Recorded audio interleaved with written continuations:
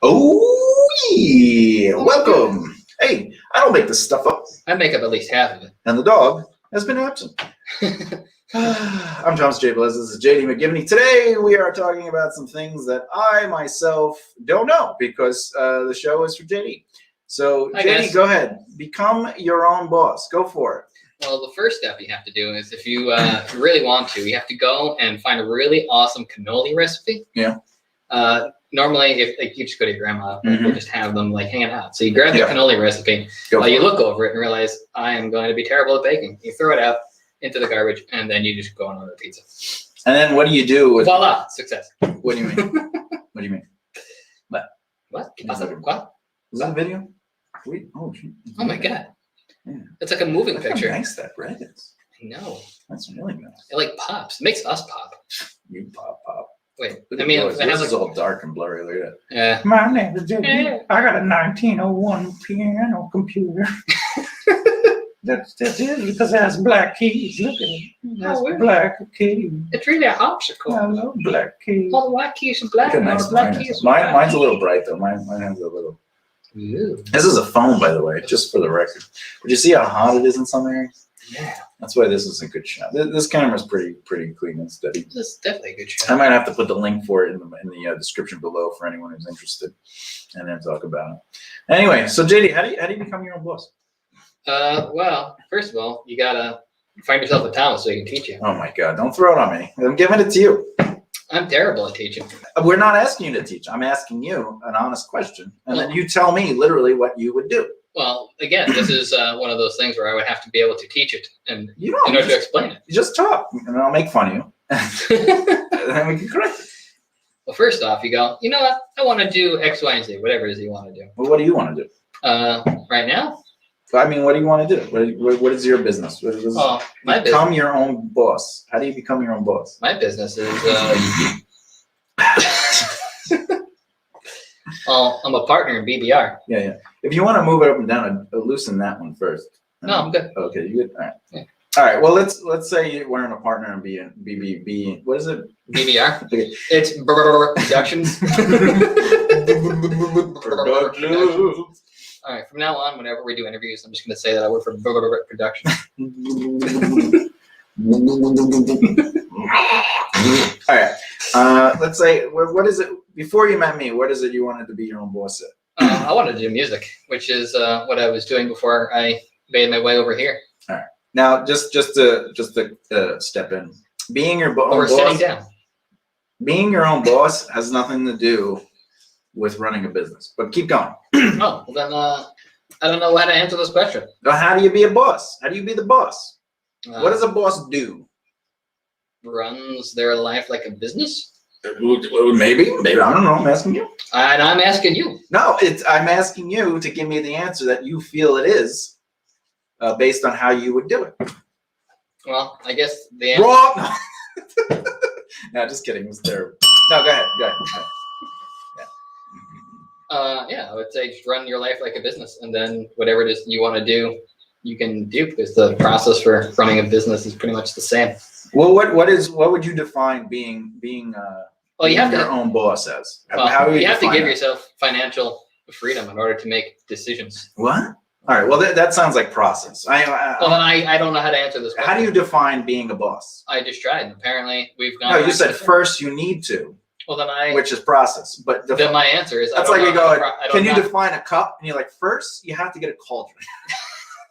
Right? You get some clay and some water. You mix the water. Yeah, but can you define the cup? I'm trying to. It holds the thing. I do not have an answer for you. But what would you define being a boss as? Not how do I become a boss, but what would you define a boss as? Being able to run your life like a business and having freedom. Having freedom?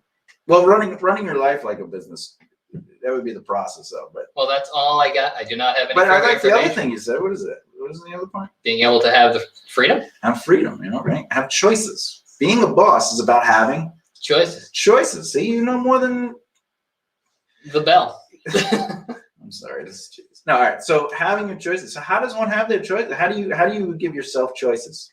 How many choices do you make a day? Oh, geez. By the way, I like to predict less than 2. That's a serious answer, but go ahead.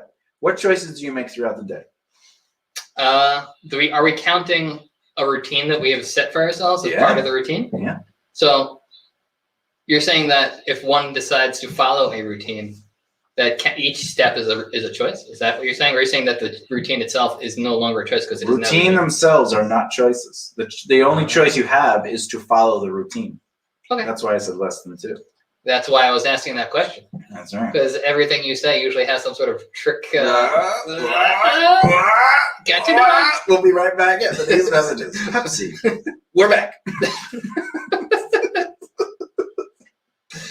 Sorry, folks. We're both having a stroke at the same time. Definitely not a stroke of genius. All right. So, JD. Yes, Doc.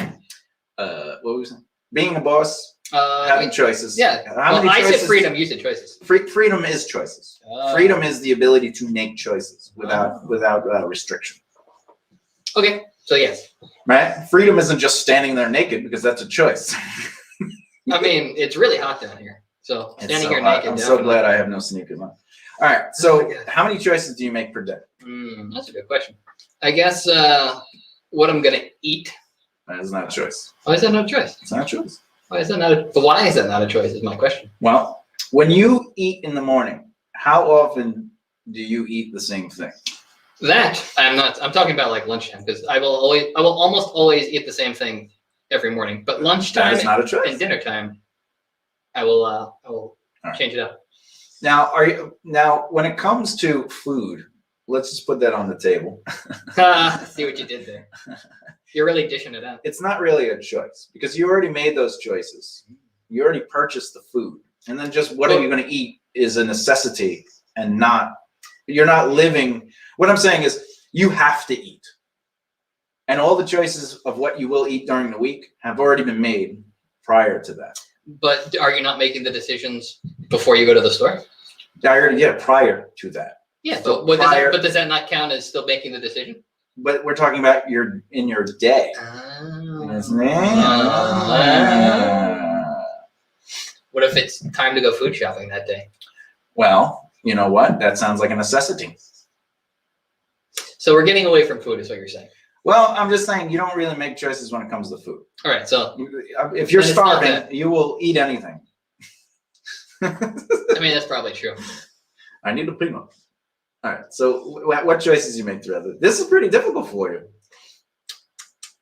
That's because I don't believe you make choices. I suppose if I choose to watch something, that is a choice. Oh, if I choose to read something, that is a choice. It's a choice. If I decide to read or watch something, that is a choice. Mm-hmm. How I choose to annoy you in the middle of the day, the fact that I will annoy you is going to happen. That's a standard. But how I choose to annoy you, I think, is the variable. Now, see, the only way we have these choices are the lack of resistance to the result, or like if I do something wrong, there's going to be some sort of what happens if I do something wrong? A consequence. That's right. Or consequence isn't necessarily negative. I'm not saying it is. But you said something wrong. I'm using something wrong because consequence was going to come out of your mouth. I got you to say consequence. Therefore, you had no choice, folks. Anyway, that's behavioral manipulation. What I just did to you. Oh, you just did a mind trick thing? It's like if I go, hey, have you ever played that game where the gay guys they stick things up their butt but they keep their eyes closed and they try to guess. So like, the one guy will stick like a broom up there, a broomstick, and the guy's like, oh, it's a broom. And he's like, yeah, it's amazing. And then I'll go and he takes the food pan, the spatula. Oh, you played this game? That's behavioral manipulation. Anyway, what was I saying? Oh, choices. So if you can make choices without consequences, be it positive or negative, you have more freedom. So if you're hesitant on choice because of consequence, you're not in control. Oh. Right? You're not being a boss. You don't have choice. You're choosing so are you saying that not to have the consequences. Therefore, you are not choosing the anxiety. So are you saying that being in control of the consequences is what gives you the ability to be a boss? The more you're in control of the consequences, the strong. Like, for example, if you didn't work at all for like 3 years. The consequence would be homelessness. Well, I mean, unless we end up becoming, But we're not, right? But So, yes. in that situation. So you're not technically in control of your life. You're just waiting until you're homeless. You see what I'm saying? I see what you're saying. So the more control of your choices that you have, of the consequence to those choices, The more of a boss you are. the more of a boss you are. Oh.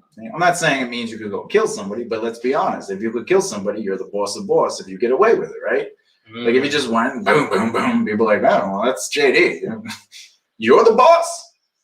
There's nothing. I'm not condoning murdering anyone but JD. I'm just saying. Wait, what? Bing, bing, bing, bing. The show's over, folks.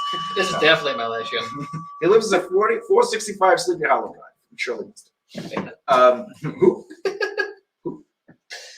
Why is there a talking dog here? But in seriousness, you have to have that kind of control over your over the consequences, the results. Like if you can handle the positive of something, like let's say you introduce somebody to somebody else and that results in a really good reward, right? Like where they're like, oh, we're gonna give you money or we're gonna get you involved in this. But you can't take that money because you have such bad finances and you're in such debt that if you put that money into your account, they're gonna freeze your account or take the money. Or let's say you can take the money, but you have to do the thing, but you got the job because you did the introduction, but you can't take the job because you don't have control over your time, right? So now you really couldn't afford that choice. So you are not the boss. So you're not the boss. Or a boss, we should say. Or a boss. You're not the boss of your life. So when we say the boss, we mean the boss of your own life. Okay. So again, if I choose to go to school, you feel like, oh, I'm the boss. I'm making choices. I'm choosing to go to school. But can you afford to go to school? Can you afford the responsibility that it takes to be successful in that particular field for that schooling? Everything we choose to do is not necessarily our choice. We're choosing to do things, but we're not necessarily in control of those choices. I see what you're saying. You're saying that we have forced choices based on certain circumstances. Yeah, and unless you can afford to pay up for those results without consequence, meaning like it does not influence you. Like obviously, if I can't afford to go to a job because of an opportunity, I can't afford that consequence. So can we argue that a consequence can influence you positively and negatively? Well, if you can't do it, it's a negative. Because now I have to say no to that job. But you said that the consequence, you made they said something like the consequence. If the consequence doesn't, if you can't afford the consequence, you're not in control of that choice. Meaning, if I introduce somebody and I get a job opportunity out of it because they're like, well, you got us together and we're doing this thing, we want you to work with us, but I can't take that job because I don't have the ability to. I don't have the time to do it. I don't have the resources to afford me to take a lower paying job, whatever the case may be. I cannot afford that consequence, positive as it is. Mm-hmm. So now that becomes a negative because now my brand is being reflected as not reliable. Let's not ask him again. He had to say no. You know what I'm saying? However, there is a difference with I can't do that because I'm doing several other projects I already committed to. However, in that situation, you are still not in control because you have over paralyzed your choices. You see what I'm saying? So what you're saying is that we should all become octopuses and have multiple arms so we can do everything. I just want to become an octopi. Anyway.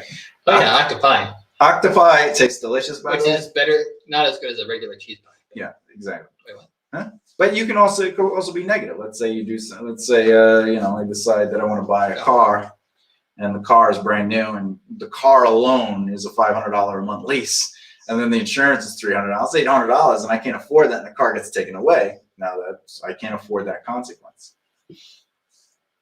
Does that make sense? That totally makes sense. All right, so keep going. So becoming your own boss. So how would you become your own boss? Well, I'd make sure that I had a financial safety net. This way I could... Just the safety net? Well, to get started, having that financial safety net gives me the ability... what is this? What? Something on my throat. Having that financial safety net gives you the ability to say yes to opportunities and then grow your The safety net. I'm asking a question. Yes, because you have the safety net to focus on growing your life business. The safety net. How do you grow your life business with a safety net? Well, you don't have to worry about your bills because they're covered for however long you've saved everything for. Which we recommend, 12 to 18 months. That is not a safety net. But however, keep going. I don't know. Keep going. I just want to hear what you have to say. That's all I have to say. So no, you got more. So that's it? You'll be done? You'll be like, I'm the boss. I got 12 to 18 months safety net? Oh, yeah. No, I totally wouldn't be done. All right, keep going. Yeah. Well, you want to be able to afford... Look how nervous he gets. Look, you're already wrong, so just keep going. You can't be any wronger. So it's good. Well, I could definitely be wrong. No, I could totally try. Once you're wrong, it's already wrong. Oh, well, then I have no idea. No, keep going. This is good. I like this. We're changing it up. Well, I could become part of a pyramid scheme. Oh, have you heard of Primerica? Oh, God. I once had someone try to This get is me JD not answering the question. Go ahead. I know. You know what I'm going to say when you're done, right? When I answer the question. You're just buying time. Go ahead.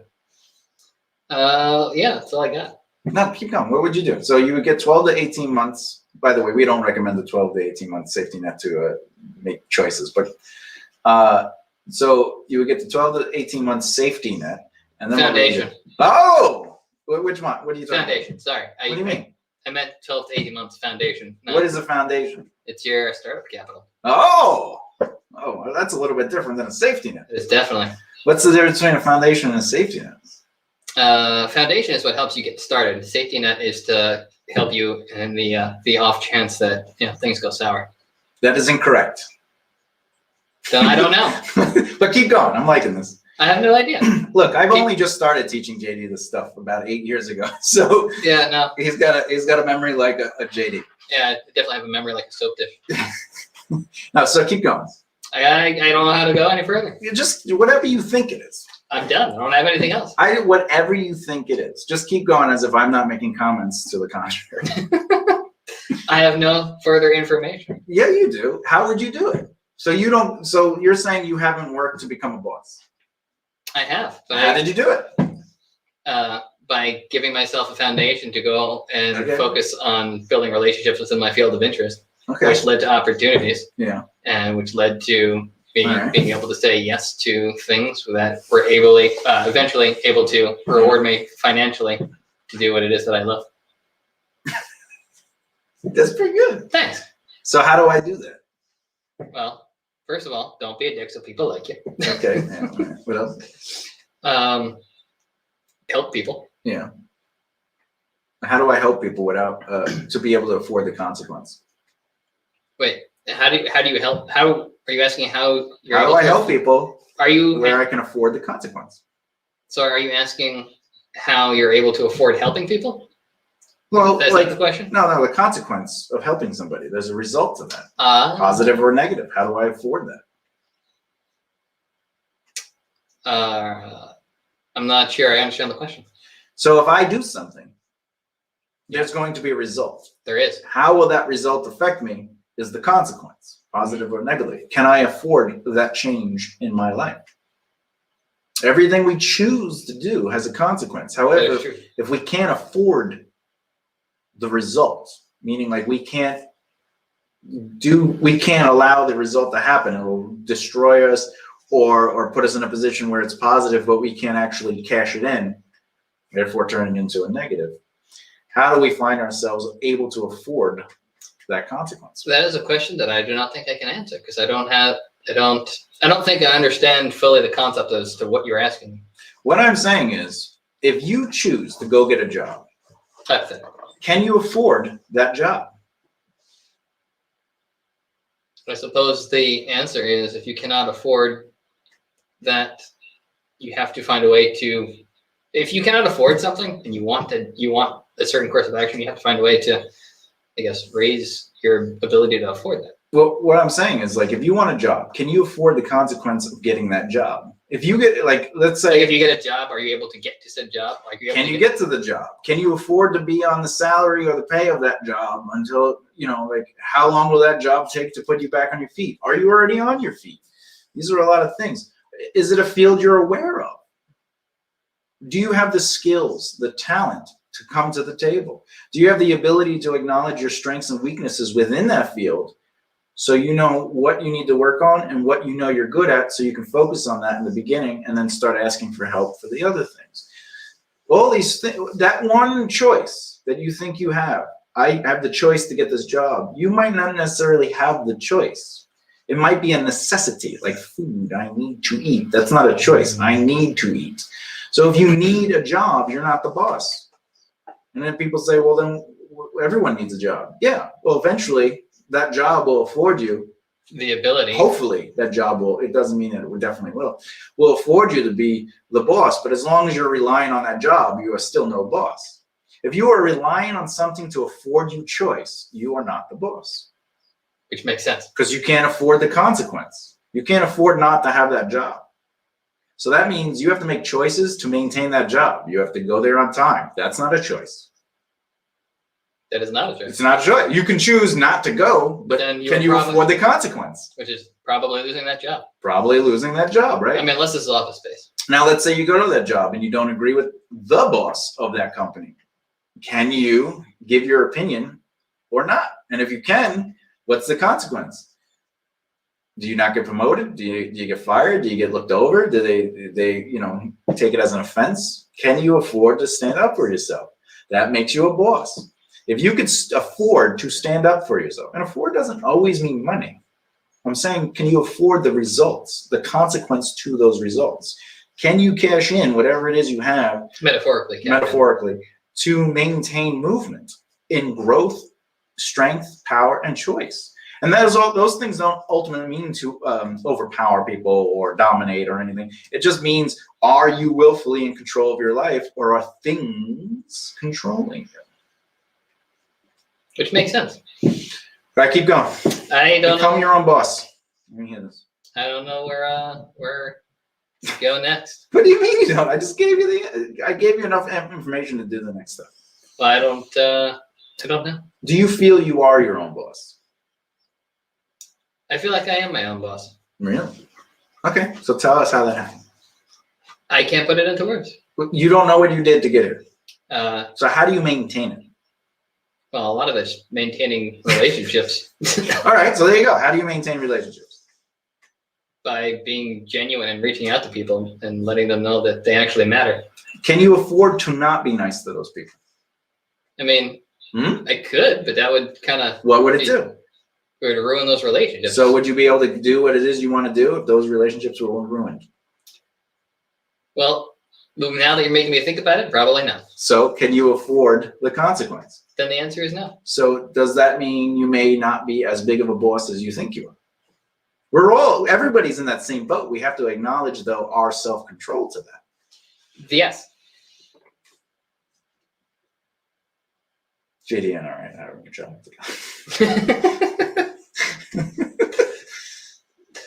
All right. So JD, do you understand what I'm saying, though? I think so. You're saying that. Excuse me. You're saying that in order to, the more nice, you get a screen too. Oh, look at that. See, so you can see it now.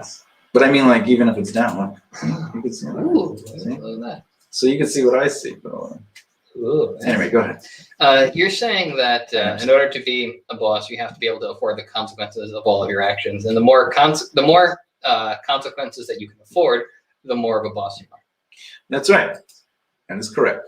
Ooh. So, but also you have to be able to afford the choices that, basically, if you have to maintain relationships with people and you have to put time into growing those relationships and you have to let them still like you, they're in control of you. You're not in control of the situation. Oh. Because you have to do it. If you didn't have to do that and people are coming to you, you are a boss. However, if now you have that kind of brand value and they're coming to you, but you can't afford the consequence of that, you are not as much as a boss. You are not as much as a boss, and you will lose that energy. Sort of like when I had the theater, everyone came to me because I had the theater. When I didn't have the theater, a ton of people left.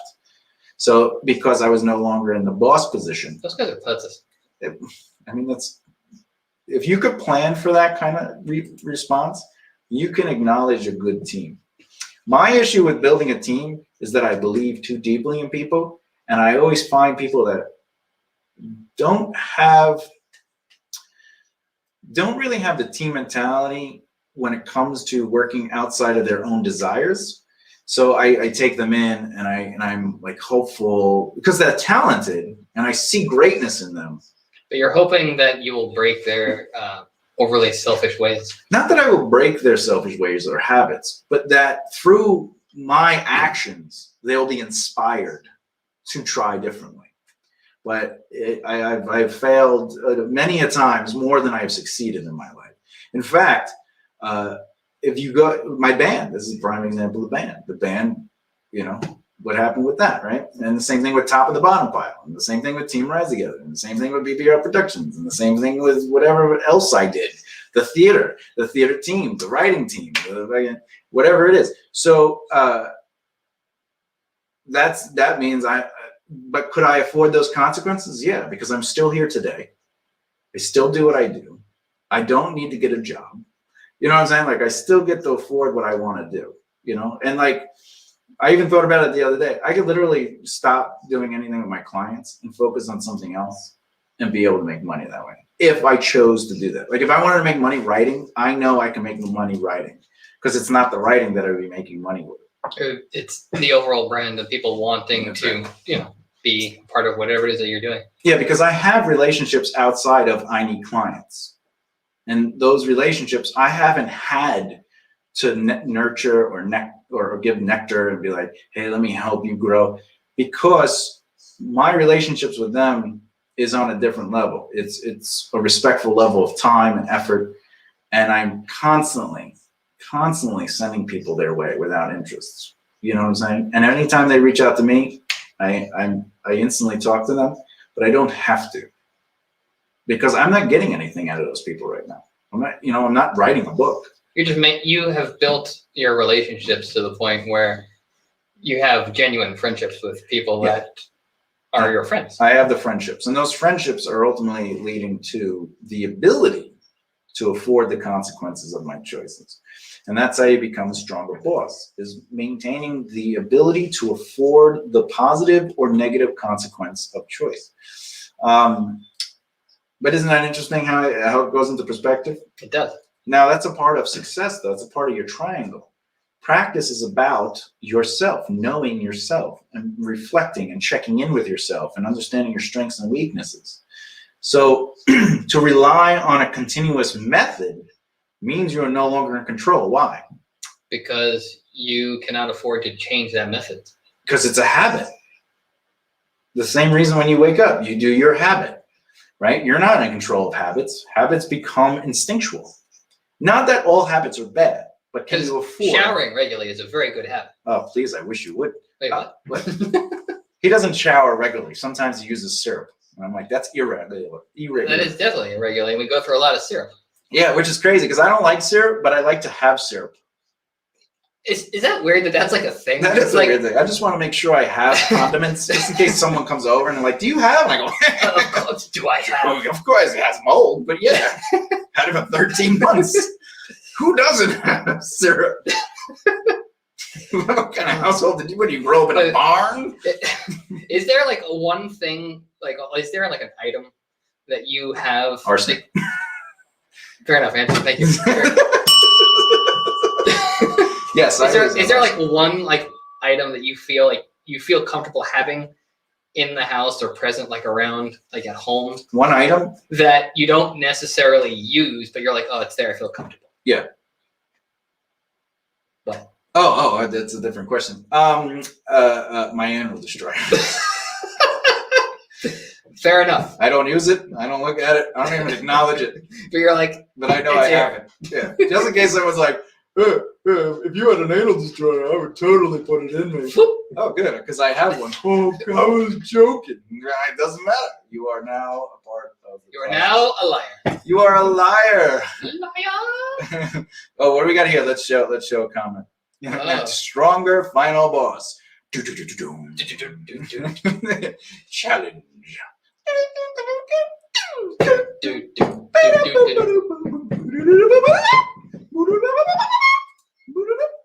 I like the star. Oh no.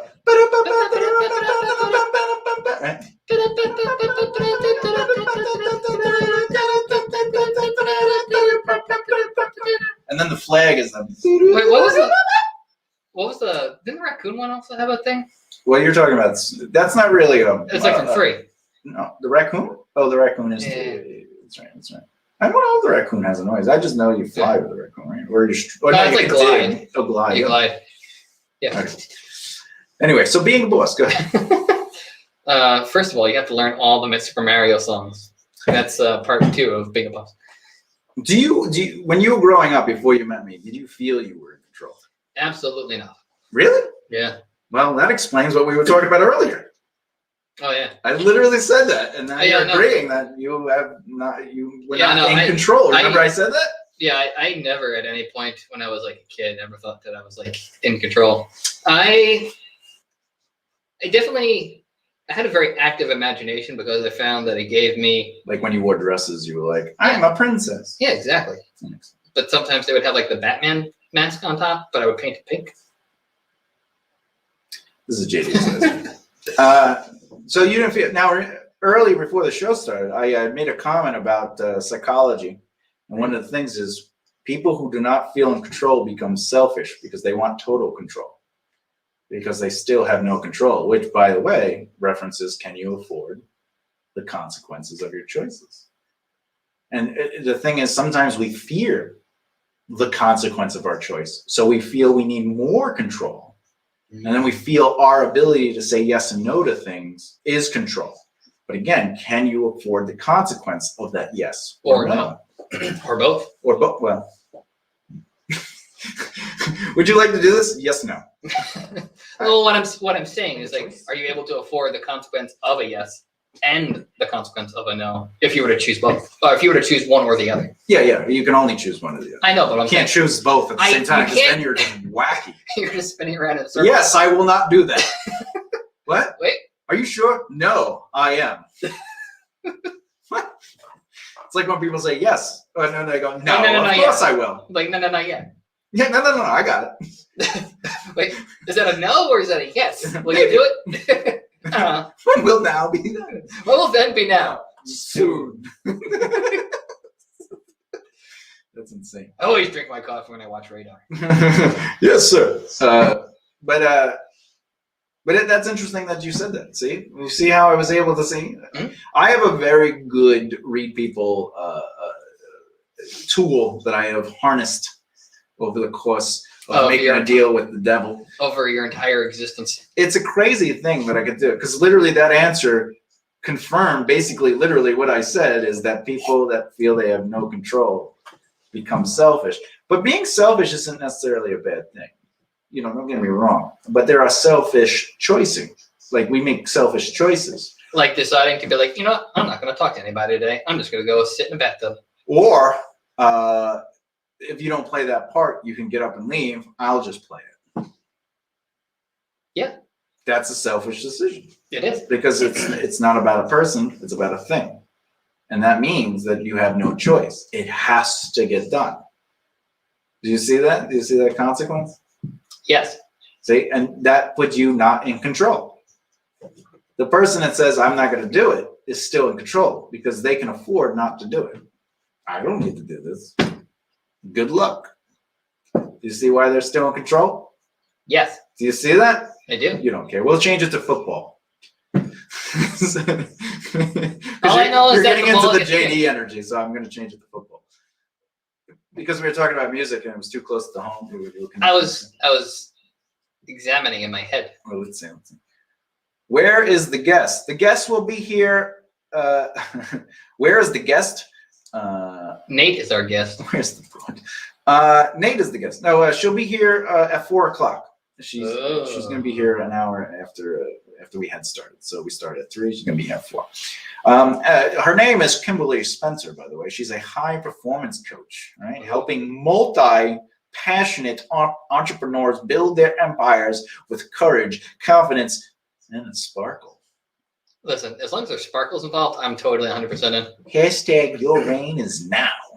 Oh, Hashtag your reign is now. That's pretty nice. as long as it's not a reign of fear. Rain of fear. Okay, I wish that band would let me produce their music.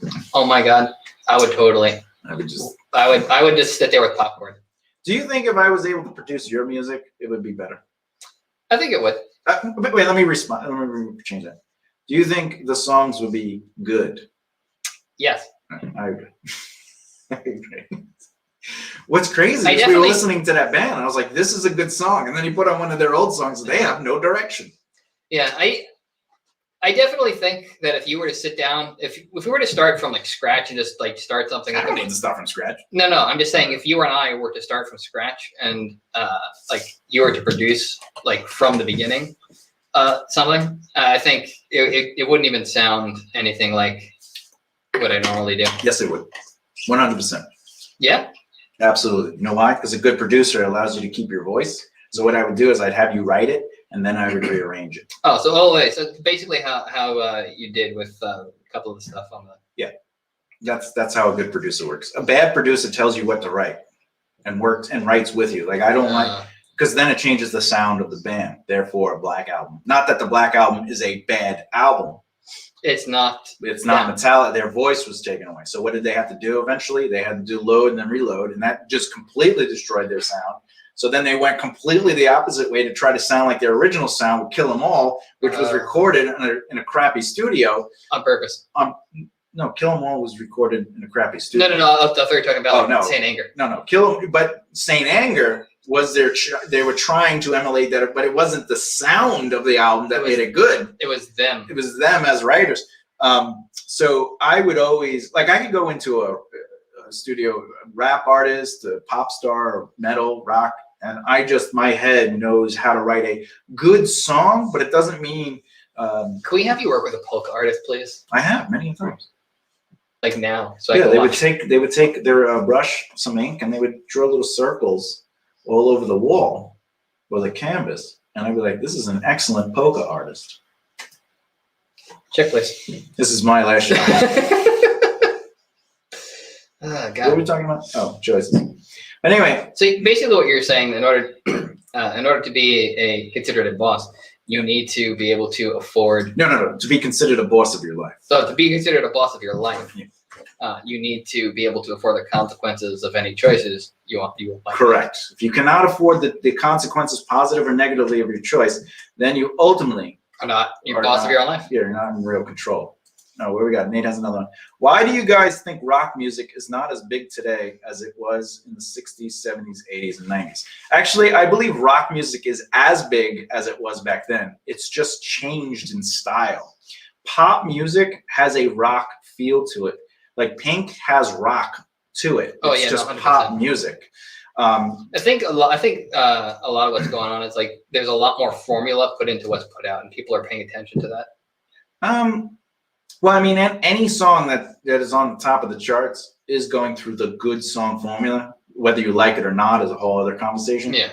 But rock is still very much a part of even. I mean, this was back in the 2000s. But what's his name? Sean Puffy Combs. He did a rock version of All About the Benjamins. You know. He did. Yeah, it was like All About the Benjamins. Oh yeah. Right? So. Rock is very much a part of our culture. It's just not that 70s rock that like Born to Be Wild, right? So I think that's more metal, right? That was considered metal. They did in that song coin the phrase heavy metal. Yeah. So, but rock is a little bit more laid back. Like I think Van Halen would be like rock. Which is crazy because rock is not as iconic anymore. You know what? I think what he's getting at is if you look at statistics, the chart wise. Yeah. Was it pop R&B, and country? I think are like the top ones. Fun fact though, there is data stating that heavy metal is the fastest growing genre currently right now. So that is true. We could say that heavy metal is a derivative of rock and roll because it is literally from rock and roll that it was birthed. Yeah, but again, rock and roll is leaking itself into. But I understand what you're saying. Like iconically, the rock band, like AC/DC wasn't metal; they were rock. Yeah. Rolling Stones was rock. You know, like Aerosmith The Beatles. was blues and then rock. Beatles, yeah, Beatles were rock, yeah. So, yeah. You know, I think that feel. But if we can look at rock as it has evolved, the spirit of rock, the spirit of rock. I mean, Tenacious D exists. They're still rock. They're just acoustic rock, right? But the guys with a heavy metal Grammy for a cover, I think. I agree that rock doesn't look like it used to. Yes. And I think that's the iconic aspect of it. Even the Rock Hall of Fame visually has changed. You know, I think LL Cool J was inducted, right? I don't look up when he was inducted. LL Cool J, and so were the Beastie Boys, I believe. They were. Well, they definitely, especially earlier. They started as punk. They were punk, and then they became rap, and then they became like funk fusion rap rock. Because they started jamming funk. All right. No, rock music will never be the core of mainstream again. This is what Nate's talking about. Simply because there are easier and less expensive ways to produce cash-churning music now. However, rock will continue to exist in one form or another, which is what I'm talking about. As rock elements are seeping more and more into modern country style, pop, and rap.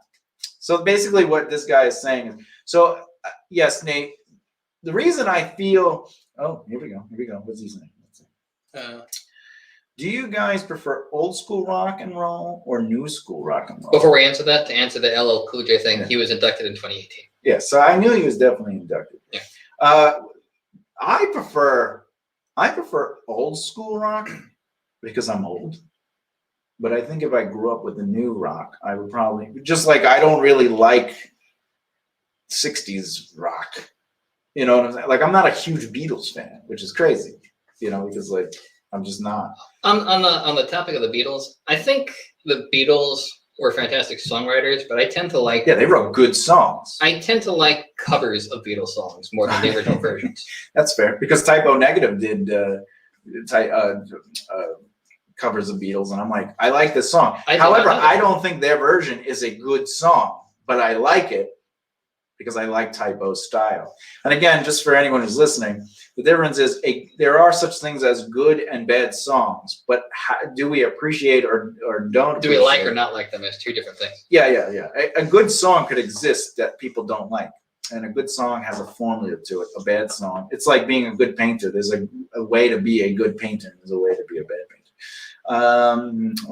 But to answer. Oh yeah, what do you prefer? I'm more of a fan of like the 60s, 70s, some 80s like rock, just because I associate that with like my dad. So it's like that little bit of nostalgia. Oh yeah, but you and your dad had this weird like he molested you, right? If I remember. Only my left foot that one time. Trigger. Oh my god! I had someone once ask me if somebody molested me, and I go, "Are they alive?" And they were like, "Yeah." And I was like, "They did not. They did not. They did not." They're like, "But you were young." I was like, "I would have told everybody." And you're Italian, so like you're related to like the family. Look, not everyone can do it, but I just know because like when people used to when I was younger, like 13 or younger, if people picked on me, I'd be like, "Oh yeah, hey principal, this person's picking on me. Just so you know, if I beat the crap out of them, that's why. So either stop them from picking on me, or I will stop them from picking on me." And they'd be like, "Okay." I was always covering my ass.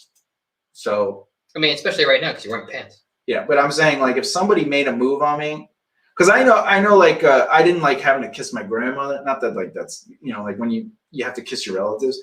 I'd be like, "Hey, I don't want to kiss them. Do I have to?" And then my mom would be like, "Yeah, you have to. They're family." And then one time when I was like 8 or 9, how old are you when you go into like kindergarten or first grade? First grade, maybe about 8 or 9. So I was about first grade age, and I had to go for my physical, and I told my mom in the car, Mom, I do not want the doctor to touch down there. I don't want him to do that. It makes me very uncomfortable. And she said, don't worry, he won't.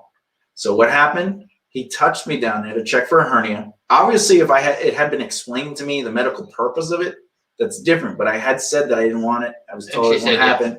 The doctor touched me. I punched him so hard in the face at my age that they had to get 3 nurses to hold me down because I was flipping. I was having a full-blown panic attack because I had no one in that room I could trust. Because, you know what I'm saying? Like, you were literally lied to as a child. Yeah. So, I would definitely say it if someone tried to molest me. I'd be like, excuse me for a minute. I got to go wash my hands. Why? Because I'm telling on you. No, come back. I was like, definitely not. Yeah, no, that reaction is totally 120% like acceptable because you were literally lied to by someone that is supposed to not be lying to you, especially when you are such a young, impressionable, tiny, wee little child. I definitely shouldn't have punched the doctor, but because the doctor had no knowledge of the conversation. But you were a child, and you were like, "I'm terrified." I was completely terrified.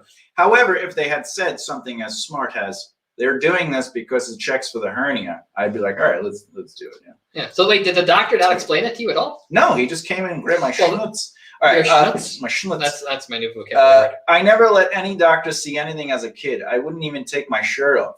Well, that's because you have 4-inch nipples. not sideways, like they poke out, and that's it.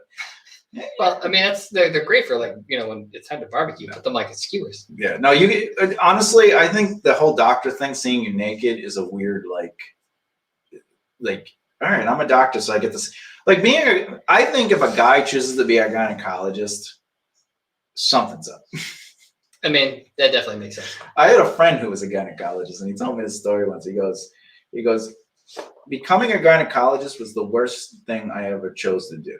And I was like, why? He's like, because women that are easily 10s and 15s would walk into my office, and as soon as I looked into their vagina, I wanted to throw up. Good. They don't take care of themselves. They don't eat properly. They're just trying to look good.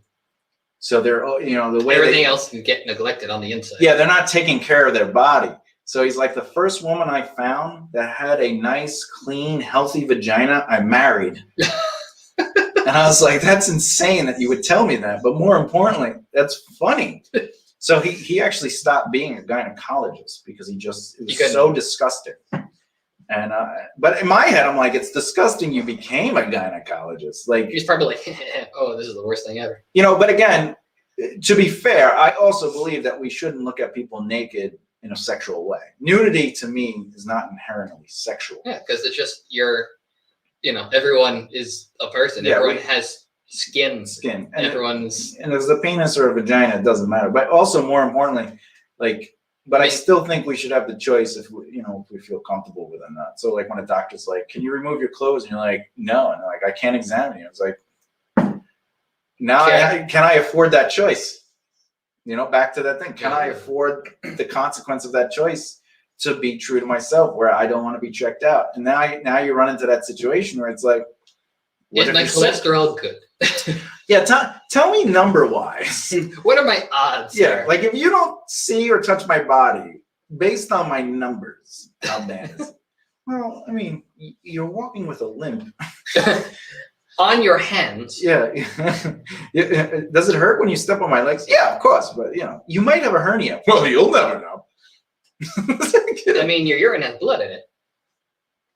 That's disgusting. But you should definitely go see a doctor. When was the last time you were at a doctor? Oh, wow. When was the last time a doctor touched your little schmutzy? What do we got here? Small pink hole making my baby go up. I miss Nate. He wasn't here for like a couple of years. But anyway, so when was the last time a doctor touched your I'm trying to think. It's been that long, JD. You got to go to the doctor. You're in your 30s. You got to go to the doctor. I did. When's the last time? And they found cancer. Oh, yeah. When was the last time I went to the doctor? A year ago, because COVID. I went right before COVID hit because I was going to get some stuff done. Oh, yeah, I remember. Medical stuff. It's definitely been a long time since I've been to a doctor. You got to go to a doctor. Are you scared of doctors, or is it just a medical thing, like insurance thing? Insurance, like, Dude, you got to be proactive with that. mm. You can't afford the consequence to not going. At your age. Can anybody? Yes, a 10-year-old, a 15-year-old, a 20-something-year-old. Mm. They can afford it because it's less likely they have something. You're in that age where you got to get a finger up your butt. I thought that was 40. 40 is you got to do it yearly. Mm. But you're at the age where you got to at least do it once. Nope. Just what? And I don't mean like in that way where somebody goes, "Hey, this will make me happy."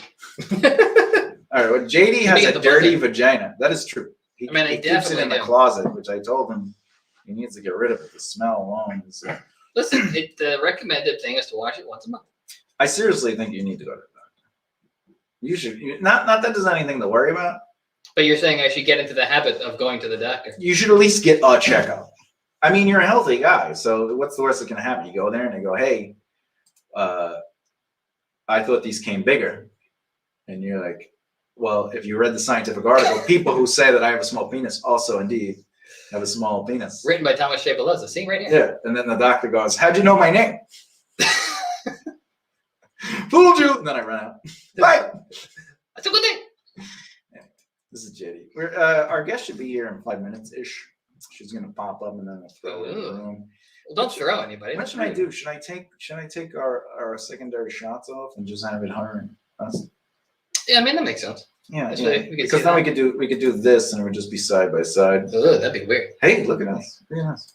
There's like Whatever the case. a lot of us. But you could leave this up so you can see the screen. Oh yeah. But I might take my phone off. I'm not taking my phone off. I don't know what's going on. I'm gonna take the phone off. Wait, good. I can take the phone off. Oh, Who's gonna take the phone off? you can take it out. You want to take the phone off? Yes, please. Hey, talk for a little bit. I gotta check something. All right, so we're gonna go do this. We've established that it is very good for everyone to go and get regular checkups at your local medical practitioner because it's always a good idea to have good health. And as Thomas pointed out, that is part of being able to afford the consequences. So if you are able to afford the consequences of not going to the doctor, you're in charge of your own life. And that's what 5 minutes of talking about nothing sounds like. That was insane. Hey, how do I make my band successful? You got to market. Marketing is very important. You just got to market. Basically, how marketing works is you have to know what a brand is. And by having a brand, you can market that brand. And by branding that marketing, you can market it how you brand. Yeah, but how do I do that? You got to focus on your brand's marketing. But how do I do that stuff? I'm just a professional. What is a brand? I don't know, some stuff. What is it? What makes up a brand? It is your voice, image, and the conversation of your audience. That's how you represent it. I mean, your image is how you represent it, right? Or is it your you represent it your through brand is your morals, what you stand for. What else? I don't know. Morals, ideals, missions, purpose.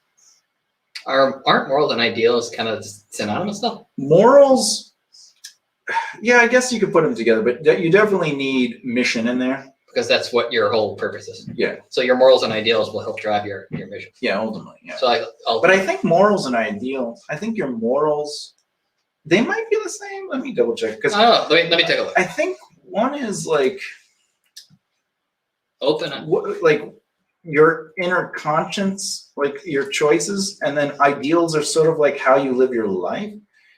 Morals is a lesson, especially one concerning what is right or prudent that can be derived from a story, a piece of information, or an experience. Right? I have this right here: morals versus values. Oh, can you do morals versus ideals? That is what came. Let me see if. Yeah, it's right here. Does it come up with? I guess values are ideals. Yeah, so it's. Oh yeah, no, that would make sense. Yeah, so people's values define what they want personally, but Yeah. morals define what the society around those people want for them. Ooh, But I believe how you accept those morals.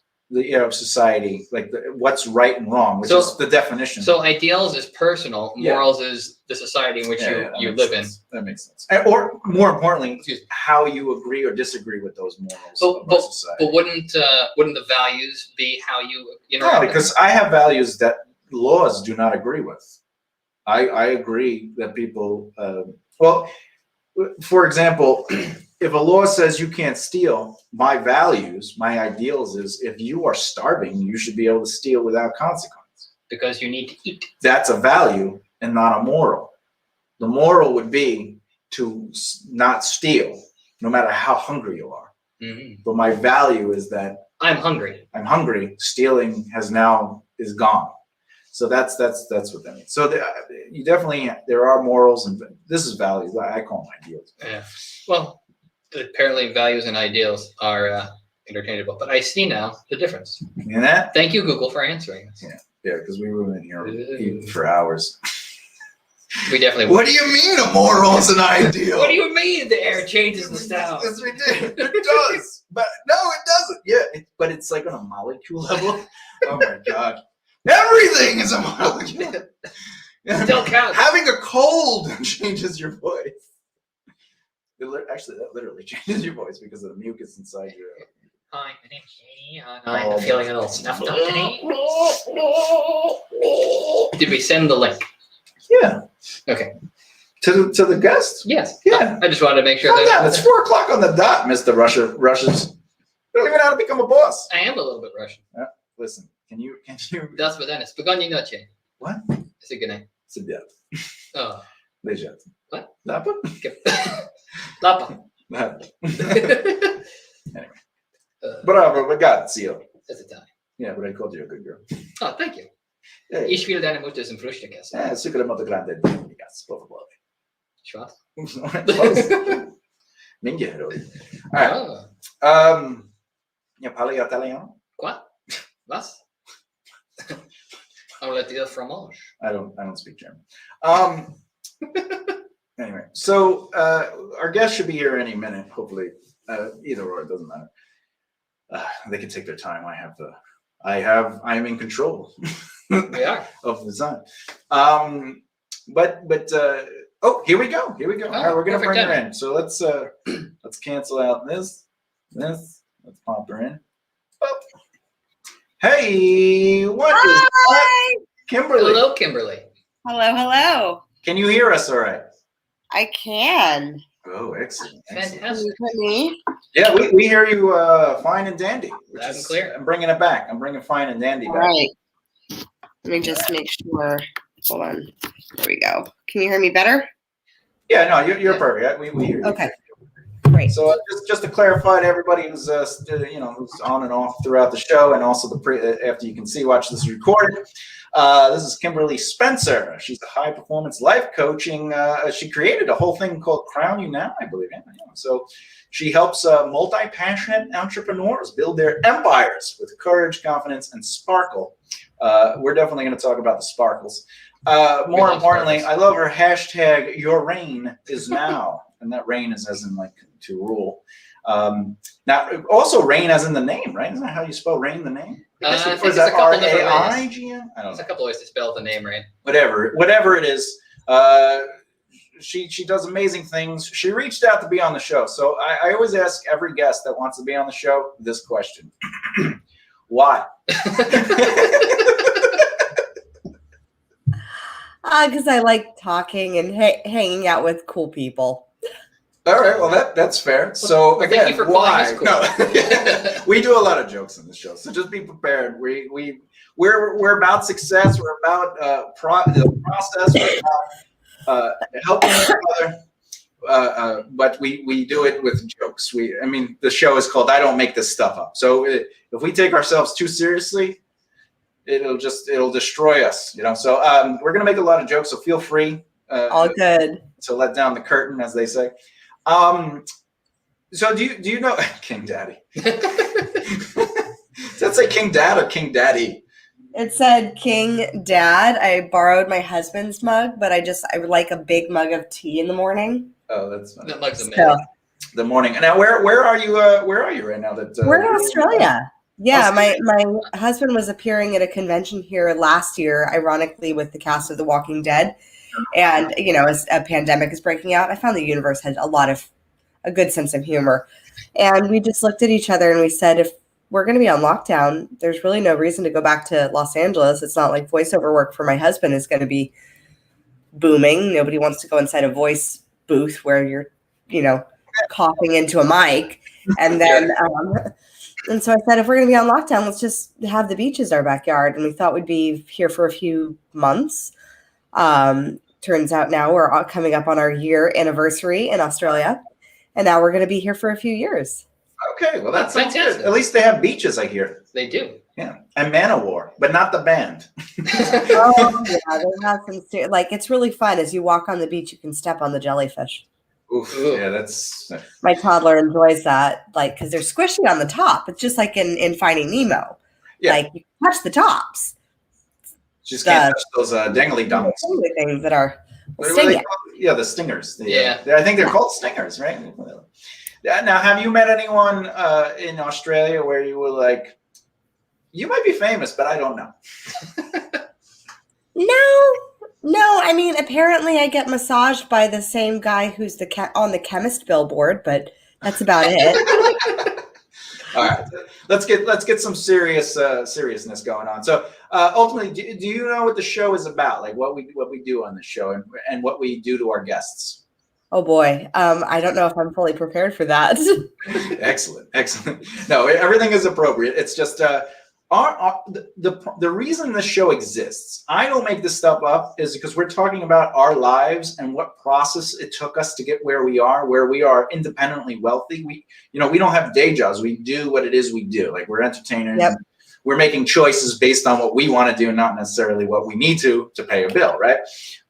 So part of my expertise for over 20 years is I study the process of success. I break it down and I speak and stuff like that. So when we have guests on, even though the guests want to promote their things and stuff like that, which at the end of the episode, feel free to ramble on an entire booklet of stuff we can cut up.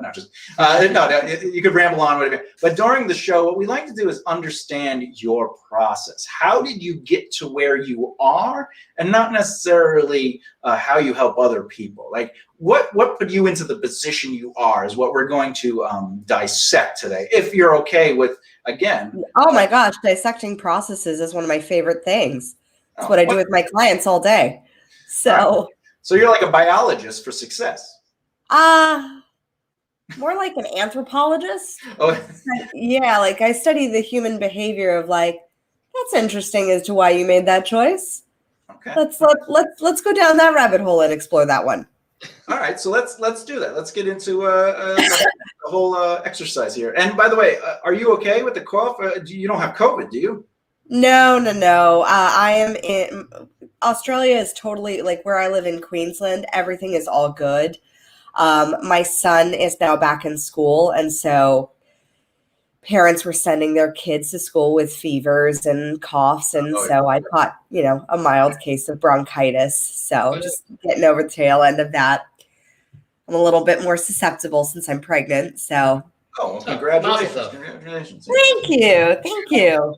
I when my child got a cold, I sent him to school and then I moved, and I haven't been sick since. Smart. Yeah. Smart. They're probably 18 by now, but ultimately, I definitely love my dog. No, I'm just kidding. All right, so with breaking down the process, the first thing is ultimately how we choose what it is we want to do. Sometimes we make the choice we want to be singers, and then the next thing we find out is we're actors or we're running a recycling company, and how did we get there, right? So what did you originally want to do, if this at all, and if there was something you originally wanted to do, what pulled you into this? What was the process of becoming a life coach? I don't want to say the word life coach, but a high performance coach.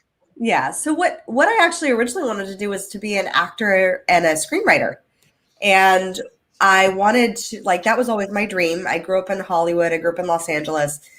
And looking back now, it makes sense. But because there was no other career path that I saw that provided the income, the level of income that I wanted, and the impact. So I wanted to be able to impact and put the income toward philanthropy and causes that I care about. And acting was really the only way that I saw that possible, because I saw these movie stars and celebrities getting, $2 million, $4 million paychecks for a movie. And I'm like, I could do that. I'm okay with that. So I dropped out of college 2 weeks before I was supposed to start to join this acting class that was just purely based off of gut instinct of like, I need to be here, not there. And I joined, and it was one of the best choices because when I got there, I was the youngest in the class. I was 17, totally green. And it taught me about feeling. And I'd grown up with an addict, and in growing up in an addict household, feeling was something that was frowned upon. It was something that was escaped from. It was something that was suppressed and repressed. And suddenly I'm standing there in a space where I have to relearn how to be human again, and how to feel and how to process emotions and how to open myself up, because we all know what bad acting looks like. Like, we've all seen it. And it's when people are not actually living truthfully under imaginary circumstances. Eisner. Yeah, Meister, exactly. And so being able to live truthfully under imaginary circumstances, that's the basis, that's the foundation of manifestation. That's the foundation of law of attraction. It's finding a way to act as if. Yeah, I live in imaginary circumstances all the time. Like when I'm out and about, I picture everybody as elephants. And then I react to the elephants. And I'm always tutus? Some of them have tutus. Most of them are drunk in my head, though. They're pink. And I sit there and I try to work through a conversation, but all I hear is like, and I'm like, that's a horse. It's very confusing. But I just act through it. Meisner 101, right? Yes. Meisner 101. Yeah. I improv too. Yes and. You got a yes and. Yep. And that is such a powerful principle that I have taken so much into business and into life, of the yes and, of just agreeing with what is happening. Like today I had to agree that yes, I have bronchitis, and yes, I have this like cough that's really freaking annoying, and I'm gonna come on this show, and I'm gonna show up for my team today, and I'm gonna show up for my kids. Oh, you want I have my King Daddy. She does. No, I know. I got my King Daddy right here. The biggest JD's giant. King Daddy. Why is your water in a Camelback? Oh, in this? Like, did you run here? Yeah, is that a Camelback or what is that? So, okay, I thought that was a Camelback. No, it should be, but no, I'm a cancer survivor, so I have one kidney, and so I have to drink 1.5 liters to 2 liters a day. So I just fill up the 1.5 liter container, and I drink it in a day, and I know that I drank my water. So then it's a way to stay on my regimen without being like, how many glasses did I have today? Yep. Yeah. So from top to bottom. Yeah, top. How many top to bottoms did I have? All right. So first of all, you threw a lot of stuff out in there. We did a research on you, but again, what's the fun of doing research and then not asking questions, right? So I would rather you casually and honestly release whatever information you want. I don't want to be like, addict family, huh? No, that's not why we do this show. But more importantly, you started as an actress, or I would like to just say actor. What are your thoughts on that? Should it just be you're all actors? Like, what are your thoughts? I think everyone's all actors. All the world's a stage. Yeah, my dad acts like a baby sometimes, and we don't give him his pills. It's ridiculous. Anyway, he loves his applesauce and medicine. Yeah, it's called paranoid schizophrenia. Anyway, I'm just kidding. My dad died 10 years ago. No, so maybe I have the paranoid schizophrenia because we have tons of conversations. So you started as an actress. That was your goal. You went to school for acting, I'm assuming. Yeah, I studied acting at Playhouse West. Oh, Playhouse West. So you went right there. So that's good. And then after the college, right? You went to an acting class. Oh no, I dropped out of college. I dropped out of college to go to Playhouse West. All right, good. Yeah, we always recommend dropping out of college on the show because I'm a high school dropout. So my mom told me I could drop out of high school because I was so miserable. Yeah, because I was the typical perfectionist, had to be perfect at everything. And she's like, Kim, why are you trying to be perfect at algebra or chemistry? That's not what you want to do with your life. So ease up. Get off your own back. Yeah, just get out of it. And you were like, no. I was always perfect at everything until I did it with somebody else. So it was very difficult to develop in my head. But yeah, so you went to you dropped out of college, which is not a negative thing. Some people take that as a negative thing. I personally think you have to cut your wasted time, right? So Warren Buffett is a profound speaker on this, where he says that if he had a team that he was paying to do something, and after so much time nothing's come out of it, and they chose to stop, he applauds that choice.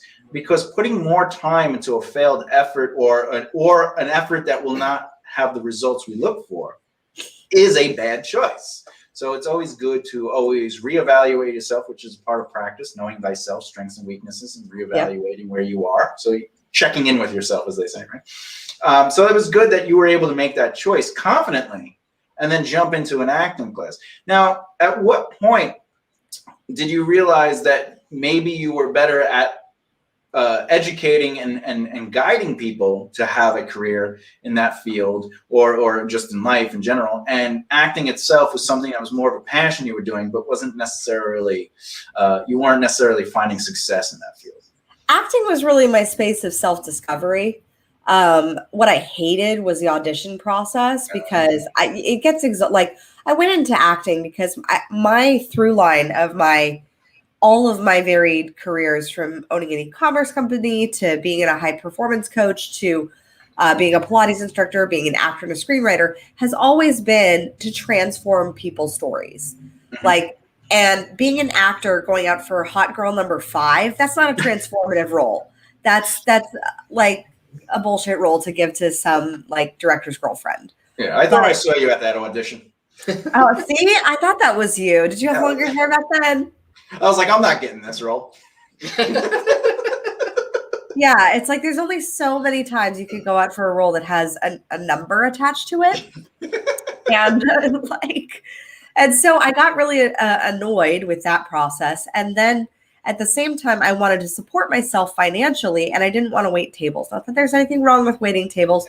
I just am really not the best at working for other people. Like, I'm really good at setting my own schedule, and I like having some sort of autonomy. And so I found through one of my acting classes, one of my friends from my class, she was like, "Oh, can I give you some free Pilates lessons? I'm training to become an instructor." And I was like, "Oh, Pilates, that's what like Kate Hudson does. And what other celebrity?" I was like, and at the time I was battling a 10-year battle with bulimia. So I was looking for any way that I could find peace with my body, and like find a form of exercise that I actually enjoyed, that I didn't punish myself with. And I found Pilates. Within 30 days, I'd seen transformation, not only in my own body, but in my attitude about my body. And because Pilates activates the parasympathetic nervous system, and especially in growing up in a home with an addict, very often you're in the space of fight or flight. And my parasympathetic nervous system, I'd never really accessed it before. And so I was constantly reactionary. I was constantly on the go, or like I would constantly be pushing, and my adrenals were just burnt out. I didn't know it back then, but they were. And Pilates, because it activates your parasympathetic nervous system, my body suddenly had the ability to go, rest and digest. Okay, cool. And within 3 months of doing it, I said, I have to teach this. And I, again, followed my curiosity, jumped into a program to get certified in it. And within a year, I'd started working and had become the highest paid youngest instructor at the studio I was working at. Wow, that's pretty impressive. I do have a question. Who's Kate Hudson? No, so some chick. You've seen her around. Chick number 7. Hot girl number 5. She got the role, I didn't. She had to act with Matthew McConaughey. All right. So that's pretty amazing that not only did the universe, as one might say, invite you into this world of Pilates for free, but it touched you in a way that kind of inspired you to aspire to be your own boss, to run your own business, to take this opportunity through networking, by the way, which is one of the 3 needs of success, network, market, practice. So networking and cultivating this relationship led her to say, I want to give you my time for free because I believe in you and I like you and I know you're not going to judge me. So while I learn how to do what it is I do. And through that, you were able to understand through the practice need of success that you knew your strengths and weaknesses, and that this was helping you reevaluate yourself, which is always important. Yep. So that's pretty exciting in itself to, find our paths being led by, truthfully, ourselves.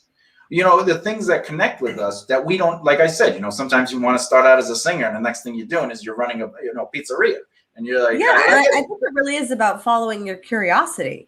Yeah. So for me, whenever my curiosity, and even though like I grew up with an addict, like both of my parents are successful entrepreneurs and I watched them, despite the addiction, grow a multi-million-dollar business over the course of 30 years. Mm-hmm. And they never questioned that. Like I never grew up without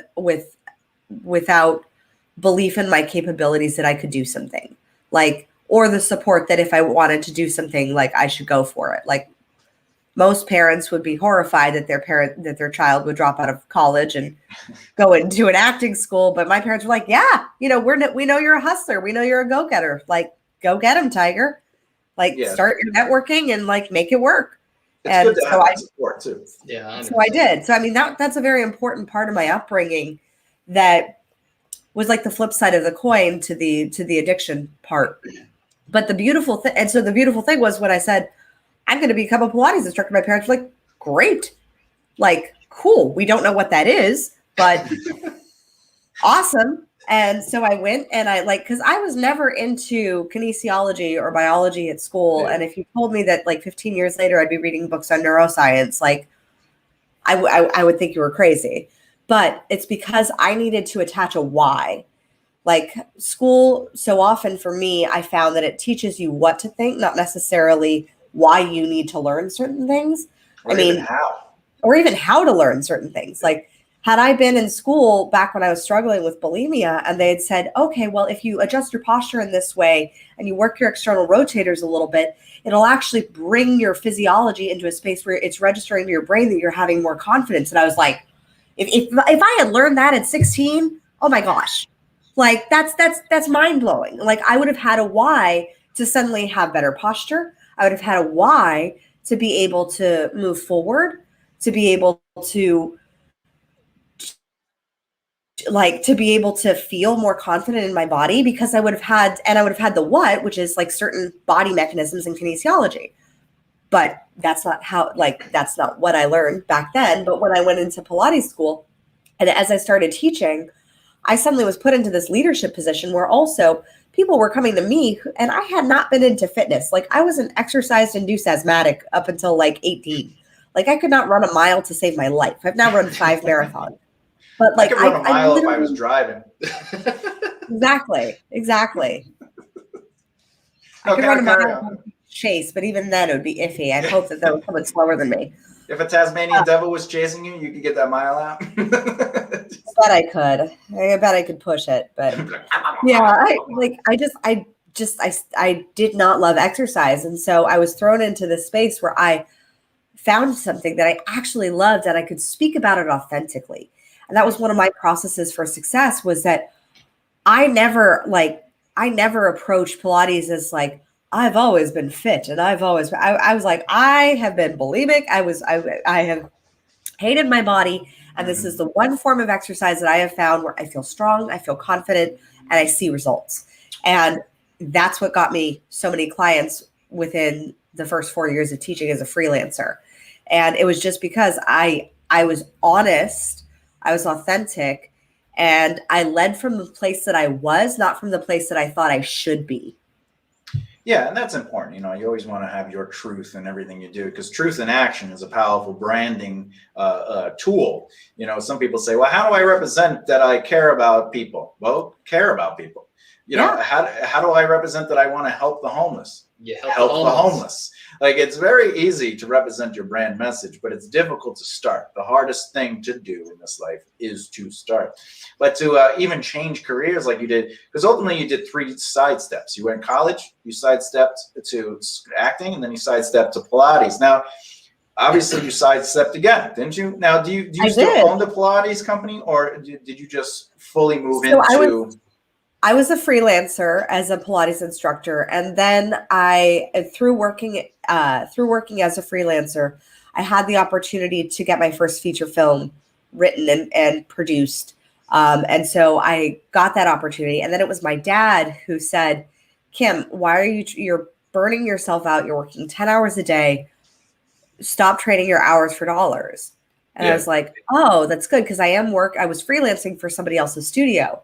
And I said, if I just had my own studio, I could keep all the profit and work half the time and be able to spend more time on writing screenplays. And so I did just that. I got a little private, I first started teaching out of my home, and then I got a little private studio where I only took one-on-one clients because that was what made me the most money. And I was able to write more and pursue different things. Yeah, and to the audience listening, what she's talking about ultimately is assets create wealth. Wealth generates time. So wealth is the amount of time you go without having to recoup income. And ultimately, by becoming your own boss, which, by the way, is the subject of today's episode. We've been talking before you came here. For an hour, we were talking about becoming your own boss and how to do it, but not necessarily just in business, just in your life, being able to make choices. But when you have the wealth to allow you to make choices, you're in control instead of being in control of I need that money, so I have to do this thing. I can't say no. So when you have to do something to pay your bills, you're not in control. When you can do things because you want to, you have wealth. So it's good that, or as you said before, if you can afford the consequences. Oh yeah, if you could afford the consequences of your choice, positive or negatively, you're ultimately the boss of your life. And positive, what we're saying positive might be like you might introduce somebody to somebody and then they're doing something and they go, hey, you introduced us. Why don't you get involved? But because you're not in control of your life fully, you can't say yes to that opportunity. Therefore, it becomes a negative because you're not able to say yes. So, can you afford that consequence of introducing those people? But what I like is that you're talking, some people, they feel like, well, I have to put all the energy and time into something because I have to put 10 years to become successful. But it's not about the 10 years. It's about the effectiveness and proficiency of what you're able to do with your time, even in a short amount, and believing in yourself to sidestep as much or as little as you did. There is no, what's that? You're never too old to start, right? Yeah. So even if you're 60, you're starting because you want to enjoy your life. So do it. Just try something. Just change something. So you're a prime example of someone saying, well, this is where I'm leading. I want to do this. I'm not going to say no to this path. And that's pretty important. Now, obviously, once you started this industry, it allowed somebody to say to you, how do you do that? And you said, well, I guess I could show you, but it'll cost you chings. And you started doing this high performance coaching, correct? Yeah, I actually had another pivot in between where I started out as I was brought on as a consultant for a new product that was being brought to market that was for fitness and back pain. And I looked at the product and I said, I don't want to just consult. I want to be a partner. And so I pivoted again into being a partner in an e-commerce startup for 2 years. And then 3 weeks before I got married, I was bought out. And I was on my honeymoon saying, well, I don't love having Pilates. I wasn't in love with doing it anymore. It was so easy for me. And I said, I don't love acting. And when the first feature film that I had written, got produced and distributed, it was at the premiere that I was like, why am I only 90% fulfilled? Like, this is the dream. This is the thing that I've wanted for so long. Why am I only 90% fulfilled? And it was then that because when you write a film, you get extra tickets, and I passed my extra tickets out like candy. Like I gave them to a friend of a friend and her son. And I got a call from my friend, and she said, I just want to let you know the friend that you invited who brought her son, that film changed her life. And I was like, really? That movie? This show about a shark? No.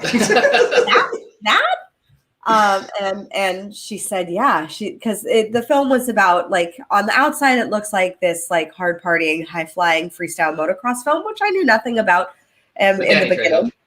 I knew nothing about I knew nothing about motocross. I knew nothing about that. I did know about what it feels like to want to fit in. And so originally the story was a young kid who wants to fit in with the cool crowd and who adapts himself to fit in with this bro culture. And so I knew that story. I lived that story. I just broke it up with someone at the time who had been that story. And so I said, I could write that. And so I wrote that. Then I ended up co-writing it with the director. And it's at the heart of it. It's a story about fitting in versus belonging. And what this kid realized from watching that film, he was like, he was hanging out with the wrong crowd. He was starting to do drugs. He was starting to go down that path.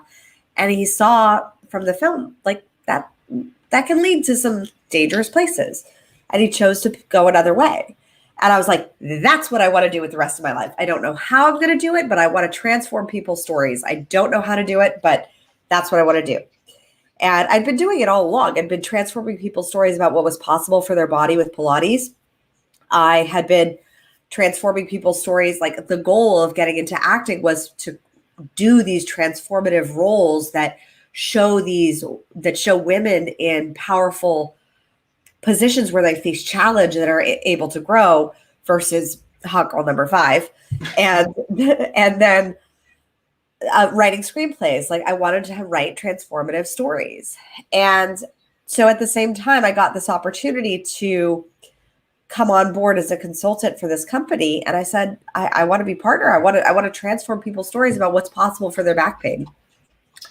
And so I jumped on, and then I was like 2 years into pouring my all into this company. I was bought out, and that was a very interesting experience where I learned a lot. And I was on my honeymoon wondering, like, how do I pull all these different pieces into one thing? Like, how do I do one thing with this thing? Because I've had so many passions. I loved writing. I loved health. I loved fitness. I loved business. I loved relationships. I had been able to figure out my relationship stuff. I'd been able to figure out my body stuff. Mm-hmm. So how could I pull this in? And I probably had way too many espressos, to be honest. I leaped off the couch at our little Airbnb in Italy, and I said, "Crown yourself." And my husband's like, "What's that?" And I was like, "I don't know, but that's what I'm doing. That's my company." I'm gonna crown yourself. He's like, "Okay, crown yourself." That's yep. So I went with it. And, oh, okay. Go ahead. There might be a small little delay in the audio. Yeah. So for the first year and a half, though, I was in a space of what I call productive procrastination, because I was doing all the things, all the pretty things, getting the website done, doing the logo, writing some content, but I had no sales. I had no offers. I had nothing that I was selling. And I had lots of voices in the back of my head saying, it'll never work. You've already failed once, because I considered my buyout a big failure back then. What if it gets taken away from you? Why would you try so hard? You're going to lose it again, blah, blah, blah, blah, blah. And I had all of this doubt going through my head. So it really caused me from leaning all in. And also it put me in a very negative mindset. The first time I'd ever had it about any career endeavor whatsoever, where I was blaming and placing shame and complaining all the time about my circumstances, my finances, and everything. And eventually I then found out I was pregnant a year and a half later. Ooh. Of not making any money in this business. I believed in myself. Here's how little I believed in myself after being bought out of my e-commerce company. Yeah. I'd owned a Pilates studio successfully, a small one. Like it wasn't gigantic, but it was like a beautiful small little studio. And I'd owned and operated it for years. I didn't believe in that studio so much that I took a side job teaching at somebody else's place because I didn't think I could run my own business. That's how crushed I was with doubt. Yeah. And so I was in this space where I was like, what am I doing? When I found out I was pregnant, I was like, I knew it was a mindset thing. I knew I could shift it because I'd done it with my body. Mm-hmm. And I'd been able to recover from bulimia with no psychological or medical intervention. I just didn't know my subconscious success strategy for how to apply it to business. And it was, as soon as I found out I was pregnant, I literally signed up to work with my first coach. I got certified in NLP, timeline therapy, and hypnosis. I was like, I'm going to figure this out. And there's no going back, because the person that I was when I found out I was pregnant was not the person that I wanted to be the mother of my child. Like being a business owner, I've done that, but being a mom, that held such a place of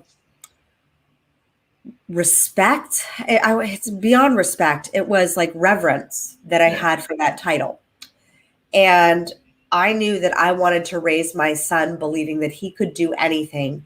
And kids listen far more to what you do than what you say.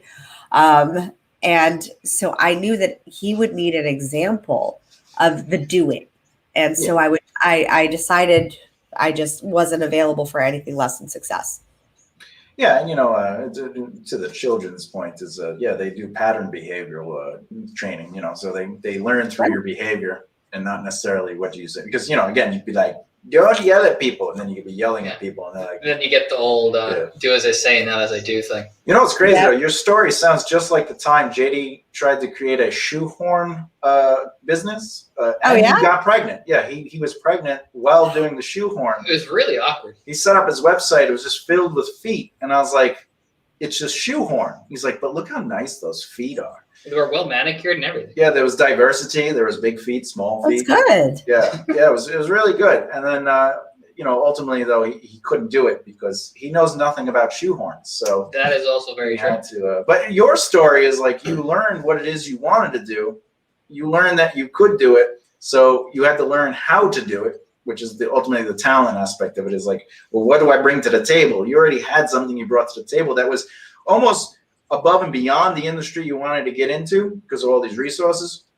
And you use some training with other coaches to ultimately hone in how do I utilize these tools at the table to really, eat the meal, as one might say. And that's pretty interesting about your whole journey. And you did this well, being pregnant and doing all these other things, which, anything is difficult when there's an extra element or a variable in there, and you were still able to stand up and say, I'm going to fix my posture and get this job going. Well, I think your kids can either be your greatest asset or your greatest excuse. Yeah, my dad calls me his greatest ass. So it's like, no, children can be assets. Have you ever seen There Will Be Blood? That child got him so much opportunity. I will drink your milkshake. I drink your milkshake. No, it's like my favorite part of the movie. You've never seen it though, right? You don't watch movies. Yeah, no. What's a movie? What's a movie? It's like one of those Ghostbusters. Isn't that with the... So now you've been doing this particular part of your life for how long altogether? For about 5 years. 5 years. That's Cinque, right? Am I saying Cinco? Well, Cinque is... One of us is speaking Italian, the other is speaking Spanish. Yes. Yes. So I don't have the answer. Sí. What? ¿Qué? ¿Cómo? ¿Parlo italiano? Oh. Sprechen Sie Deutsch? ¿Parlo francés? Scheiße. No, Scheiße. Scheiße. Oh, okay. All right, sorry. Pfannkuchen. Pfannkuchen. No, Pfannkuchen. Guten Morgen. All right. Guten Morgen. Guten Morgen. Yeah. Guten Morgen. Guten Tag. All right. So 5 years you've been growing this particular company. Is this the longest company you've had that you chose to keep open? No, my Pilates company was because I was running that one up until 2018. Oh wow, that's pretty good, isn't it? Yeah. So as a high performance coach, like what is it you do for people? Like let's say JD and I wanted to start a shoehorn company. Like how would the process? You don't have to give away your secrets, but what are the process? Like how would you treat us? Like what would be the deal? Even though that's a ridiculous idea, it's our what is it? It's our dream. It's our dream. It's our your passion. Is shoehorns your passion? Shoehorns is our passion. So I would look at like my process is when anybody comes to want to work with me, I have them go through a consult call first, and where we would go through a detailed intake form of like what's going on. For me, what I'm looking for is I'm not looking for like how much money you're making in your business, because that will increase as you develop yourself. Yeah. I'm looking for what are the leadership bottlenecks and performance bottlenecks that are keeping you stuck from operating with courage, from doing the things that are not productive procrastination, from the things that actually move you forward. What are the excuses? What are the stories that you have that are preventing you from really moving forward? And so can you give it as an example of an excuse for JD? I'm full of excuses. I'm extremely talented at coming up with excuses. Bless you. Yeah, cough bless you, as they might say. So what would be a form of an excuse for somebody? Oh, I mean, here's the thing. Your excuses are valid. So they just don't get you anywhere. So I could have used the excuse, oh, well, I'm going to become a mother. Like, that's not the right time to start my own business. Like, that's not the right time. So that's an excuse. That's anxiety, too. That's an anxiety trigger. Yeah, we walk ourselves backwards. Like, I've seen excuses of, well, I'm a failure. That's an excuse of identity, a belief of identity. I see excuses like, oh, well, I've never done this before. Which is true. So, like, we've never walked before, and then we still find a way to walk. And I think it becomes necessity. We find the need to do things that we have to, but I always tell people, I go, you make excuses to do the things you don't want to do. Like, you make excuses to go to the job you hate because you think. You make the excuses that, well, I need this job to pay my bills, but you're not making excuses to do the thing you love because you fear that you can't get the same results that you can with your job. But like you said, you have several different careers you created. And obviously, you start with nothing and you eventually make money. But if you focus on the money, you'll always fail. Like, one of the big things is if I say to myself, how do I get 10 clients? You're limiting yourselves to 10 clients, but you're not necessarily focused on what it is the clients are even going to be interested in. So don't focus on the clients. Focus on how do I get my brand out there? How do I get people to know that I exist so they can make an emotional decision on, hey, this is the story, this guy or girl I can relate to because of their brand, their story. And sometimes your beard. Sometimes, and mostly it's my beard. As you can see on the computer, there's my beard. Or is that a man bun that I see? A what? A man bun? Oh, yeah, it's because my hair is so long that I just get tired of I've been wearing man buns before man buns were a thing because my hair goes down past my butt. And basically, if he doesn't, it gets caught everywhere. Yeah, my hair is a religious thing, so I just have it long for that. But like when I have it down, like it gets all like tangled, or like if I have it in a ponytail, and then like the wind hits and my hair goes like this, then I got to take the whole ponytail out. So I just leave it in the man bun, and it's just because I only need it because I have to have it. Otherwise, I'd shave it. What do I need it for? Well, I'm curious, what religion is that? The Sikh? No. People call me something. I don't talk about my religion. It's just it's a biased conversational piece. But it's like saying, what's your political affiliation? As soon as you say what it is, then it creates a story. I ask it out of curiosity because I have no preference whichever way. I just get very curious about like different practices. I like to say I'm a religious mutt. So like when we got married, like we had different traditions brought in from my husband's side of the family, my side of the family, and we just incorporated them all into our own thing. I created a script for our own wedding. Yeah, I mean, that's the way you got to do it. If you meet somebody, like, what do you do? I don't know. What do you do? I don't know. And then you go, all right, we're going to what do we like? Yeah. I just tell women that I date, I go, whatever you want to do it. As long as I don't have to do it, I'm happy. Well, thus the Hanukkah bush was born. Yeah, and if they go, well, I need you to do the things I like, then I go, well, then you have to do the things I like. No. I grew up doing the things I like. And I go, this relationship's not going to work. See, we use communication to save ourselves a headache. And then, it's very simple. Like, people don't understand. You're allowed to communicate your feelings as long as you're not judging the person doing what they like to do. As long as you use those I statements. I am not comfortable with this thing, But it's that fear. It's also when it comes to business. We fear the reaction. We fear the judgment. We fear what will. And that's the thing. Like, you becoming a life coach has nothing to do with anyone else. So, like, to make a decision based on, well, people think I'm how would they look at? Like, that would be an insane excuse. And here's the thing: is like, I hate the term life coach. Yeah, me too. Yeah, I really do. I think the market is very oversaturated because you can get certified for like $25 online if you want, or you could like do a universal light church. pretty much. Yeah. And with the term life coach, for me, life coach connotes that I'm going to be with you for your whole life. No, like my job is to put myself out of a job so that you don't need me. Like we work together for a period, whether it's 6 months or a year. And then after that, you've got the tools, you've got the resources to assess your own processes, to be able to look at your own stuff. And then maybe you come back and work with me in 6 months to 12 months.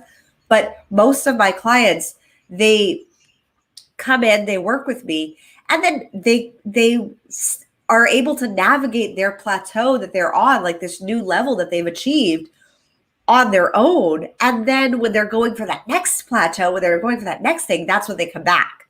And so then we work together again. Are you saying your slogan should be, I'm the consultant you hire to fire?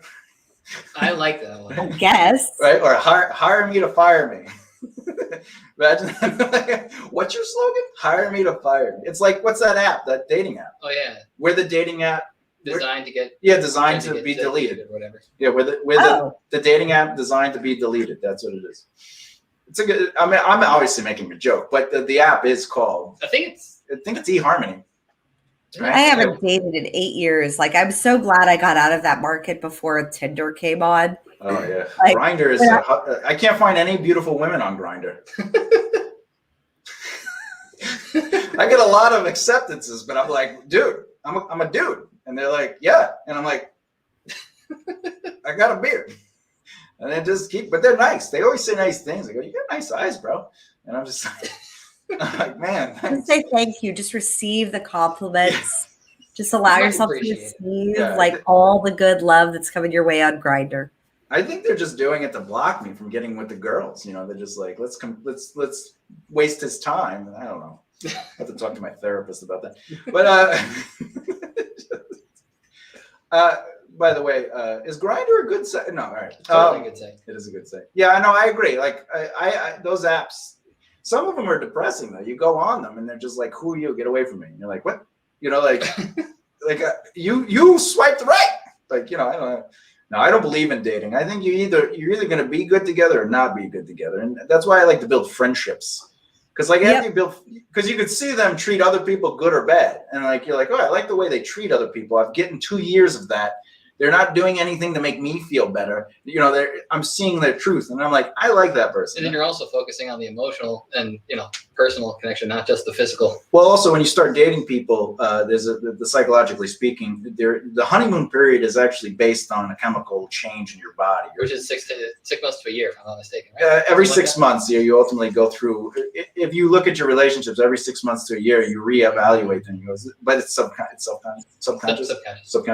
But you have an adrenaline rush and those endorphins when you first meet somebody. So that's what's driving your I love yous, and they're like, oh, this is the greatest feeling in the world. But after a while, the bodies are getting used to it. So they slim down. And then that's where it's like, oh, they're not. Do I actually like this person?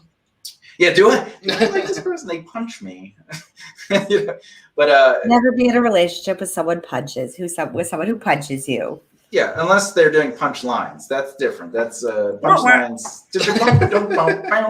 Well, I used to do that joke on stage where I'd be like, why would anyone date a stranger? You're getting the best version of them by choice. And then 6 months in, they punch you and you're like, but I love them now. And, and you've created this ridiculous conflict. This is why, and I obviously go into the joke, but that's the setup is that ridiculousness where you. Friends first. This is why I don't date strangers. Every time dating a stranger is like a roller. That's like playing Russian roulette. Yeah, get on my head. You're just like. All right, let's see. I like to say my husband was my experiment in honesty. Well, tell us about this experiment. Maybe we could try it on each other, JD and I. Yeah, try it on each other. See if it works. Yeah, we're straight, but like we like to be gay together. That's cool. That's cool. It's kind of a great factor, Gay isn't happy. We're We're constantly smiling. We're constantly smiling. It's cold here where we are, so we like to cuddle. Yeah, it snows a lot. Yeah, but we look at girls on the internet while we cuddle. Yeah. So it evens it out. It's just... Yeah, while you're spooning. No forking though, right? Yeah, no, we don't fork unless it's on the table.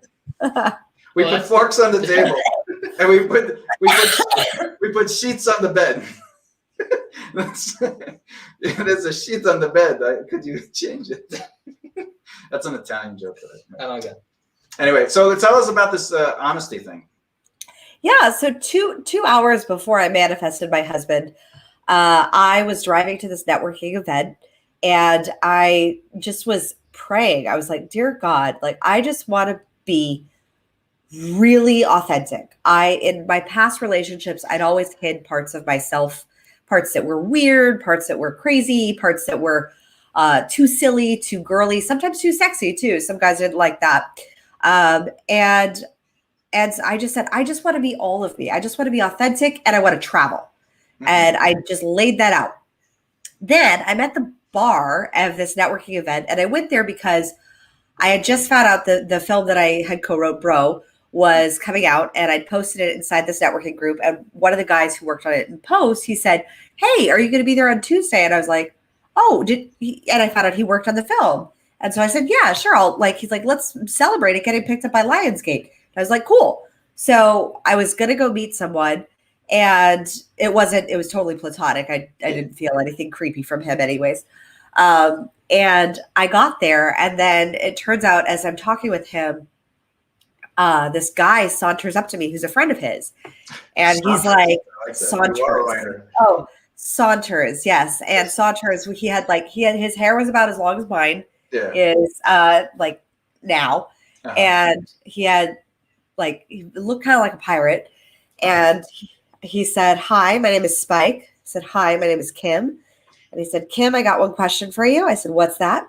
And he said, are you single?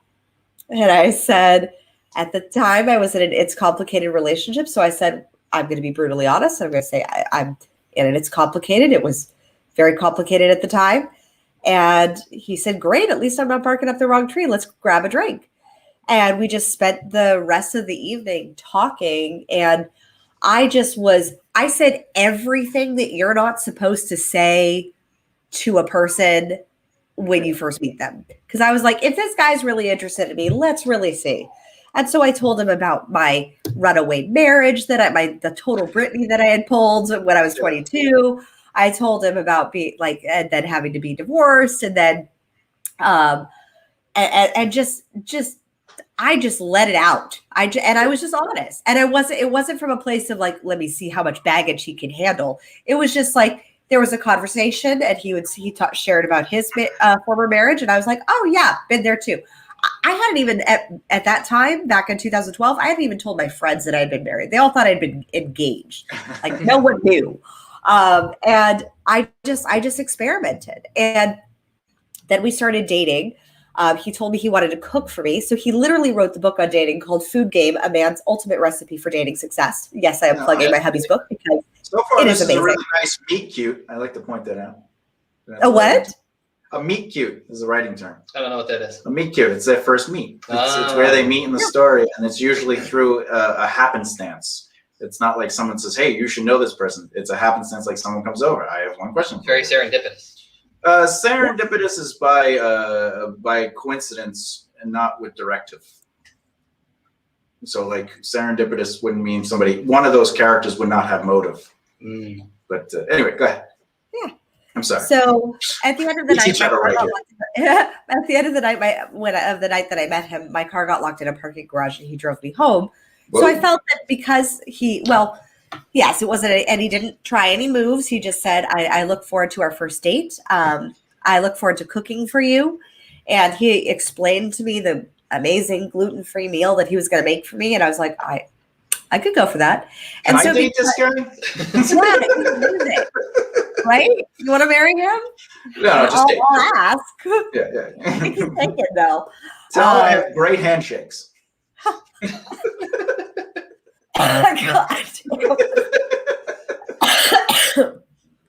So he ends up cooking for me a week later. I felt very safe going to his apartment for a first date since he didn't kill me on the drive home. Yeah, so yeah, and it was in the days before Uber, so it worked out, and it was great because every step along the way, it took about a month before we said we were in a committed relationship, and even when we became in a committed relationship, it was always from that place of following my gut with being in a space of honesty. Mm-hmm. I remember the day that he was He was supposed to. It was the last. I remember the day because it was the last audition I ever went on, and it was for Hot Girl number 5. And Hot Girl number 5, it literally was. And Hot Girl number 5 had a possible topless scene. Ooh. And my agent had said, "Do you want to do this?" And I was like, "Not really. I want to have children someday, and I don't want my boobs all over the internet." Yeah. But she said, "Just go. It's looking like it's going to be the next American Pie." It wasn't. And I walked into the audition, but I wanted his opinion. And I remember he was just like, "Yeah, if you want to do it, that's fine. It's like the choice is yours. You're an empowered woman. Like, make the choice, do the audition. If you get it, great. If not, you got the great opportunity to audition in front of them." And I was like, cool. Yeah. But he was also going to a networking event that night. And he had been very frank with the fact that he had been seeing, like in the past, he never committed to a woman. Like he hadn't committed to a woman in 7 years since his divorce. And I knew that there was a possibility that if he was going to this networking event, that there would be another woman there that he may have dated or may still currently be dating because we hadn't made anything exclusive. And I remember I could not leave his apartment. I literally could not leave his apartment. I froze at the door and I said, "Can you not sleep with anyone else?" and he said, he looked at me and said, "Yes."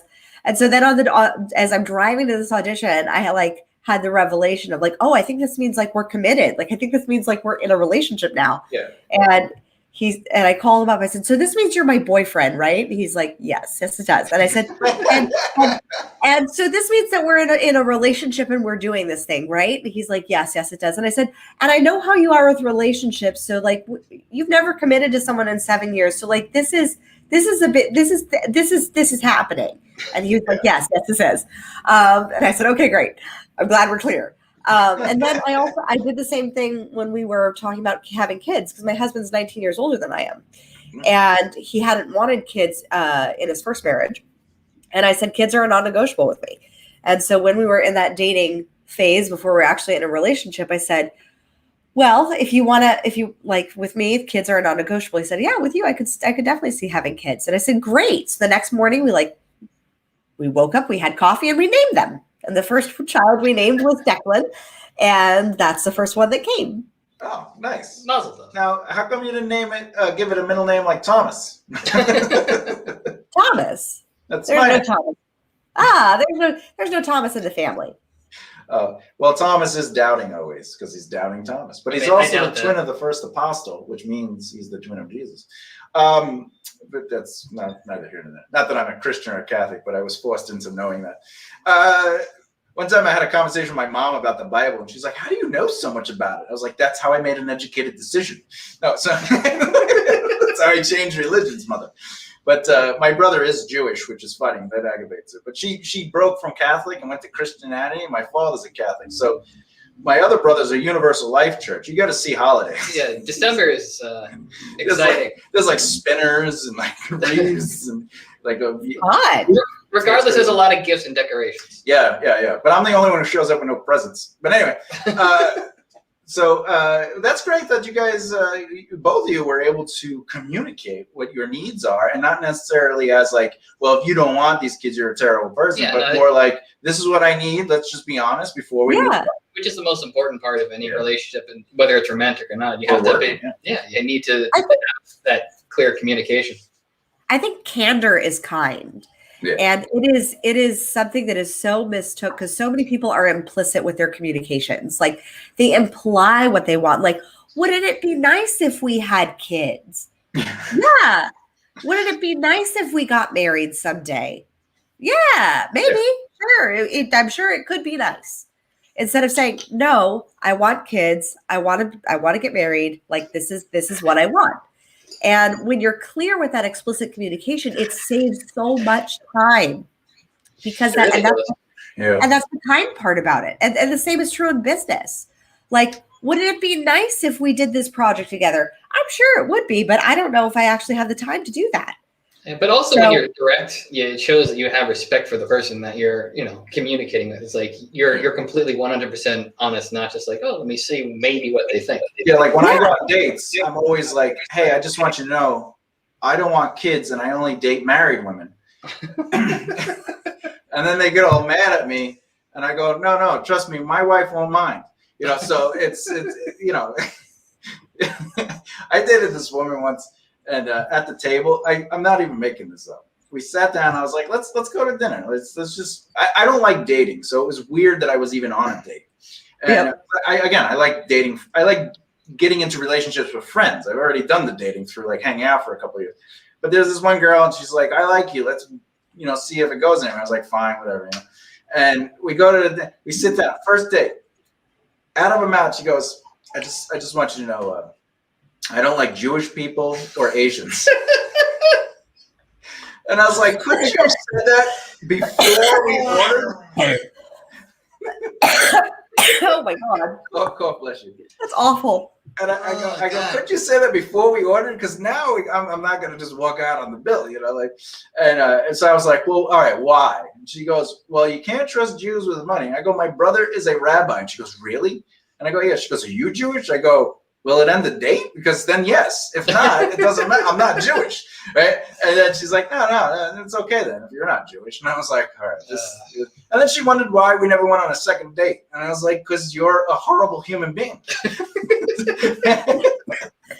But I was very honest. Thomas, it would be very hard for me to be around you too long because I will just start laughing and coughing. Yeah, no, I'm making jokes. That is a real date, but I'm that's not, awful. But it was horrible. I couldn't believe it. I was like, it wasn't even prompt. I was like, hey, do you want to meet my Jew and Asian friend? It was just literally, she's like, I just want you to know. Like, how is that even a conversation starter? Like, what even prompts someone? Well, the depth of the conversation was ultimately that she had dated someone that had a friend who was Asian, and she had dated someone who had a friend who was Jewish, and they were best friends, and it caused issues. It caused issues with the relationship because she doesn't like them. And I was like, all right, well, that's a good checkup, but also you need to go to church. Or at least a therapist. Yeah, go to a therapist, get some inward thinking going on that allows you to think. To say that was just insane. I couldn't. Why do people like to commiserate? Like sometimes they're so used to connecting on hate topics of things that they don't like that they're like, oh, of course somebody would not like this as well. Yeah. Which is insane and so racist. Yeah, it's a weird world when people feel comfortable. You know, it's like meeting someone and they just go, yeah, so Hitler, right? Some good ideas. Terrible at honeymoons, but wonderful ideas. A great idea with that Volkswagen thing. The reason it's funny about the honeymoon is because he got married and the next day he killed his wife and himself because they did it. So on their honeymoon, so that's why it's great ideas, but his bad at honeymoons. And he did invent Volkswagen. He did invent a Volkswagen. That's right. A floatable Volkswagen. Well, no, he started the government, if I'm not mistaken, started the company because it's the people's car is what it translates to. The people's car, yeah. Yeah. Scheiße. Do you know why the American Army during the 40s, World War I and II, said niner instead of nine? For the confusion of Germans saying nine as no. So they didn't want to ever be confused that it's a yes or a no, right? So they started saying niner. I learned something today. You didn't know that? I didn't. I could be 100% wrong. My dad was such a World War II buff. I wonder if he Ask him. I would love to. He just passed. Oh. All right. Well, that'll be a little. In these situations, do you think an apology is acceptable? No apology needed. Like that's something that it's like it warms my heart very much. So he would have loved that. He would find that. Yeah. He's gonna visit you in your dreams tonight and be like, that Thomas, excellent topic. Yeah. Niner. I knew that, by the way.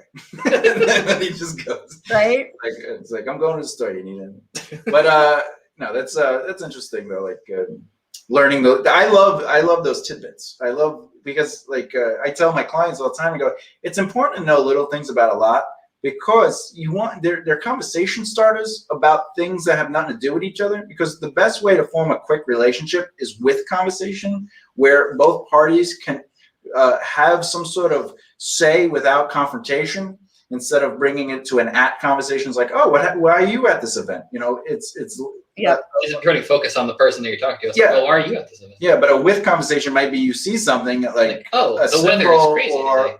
or the weather. Yeah, weather. That's always the first one. It's like, Well, oh, it's really nice out today. And Most obvious. if you just say that casually, just in general, and not to somebody, usually 9 out of 10 times they'll say, yeah, the weather is nice, or they'll have a comment about the weather. Yeah. And or Or traffic, especially if you're from Los Angeles. Oh dear God. yeah, Jesus, listen. But I'm an expert in tact, the art of conversation. It's a technique that I've been honing over the last 20 years, and I speak on it and I do stuff like that.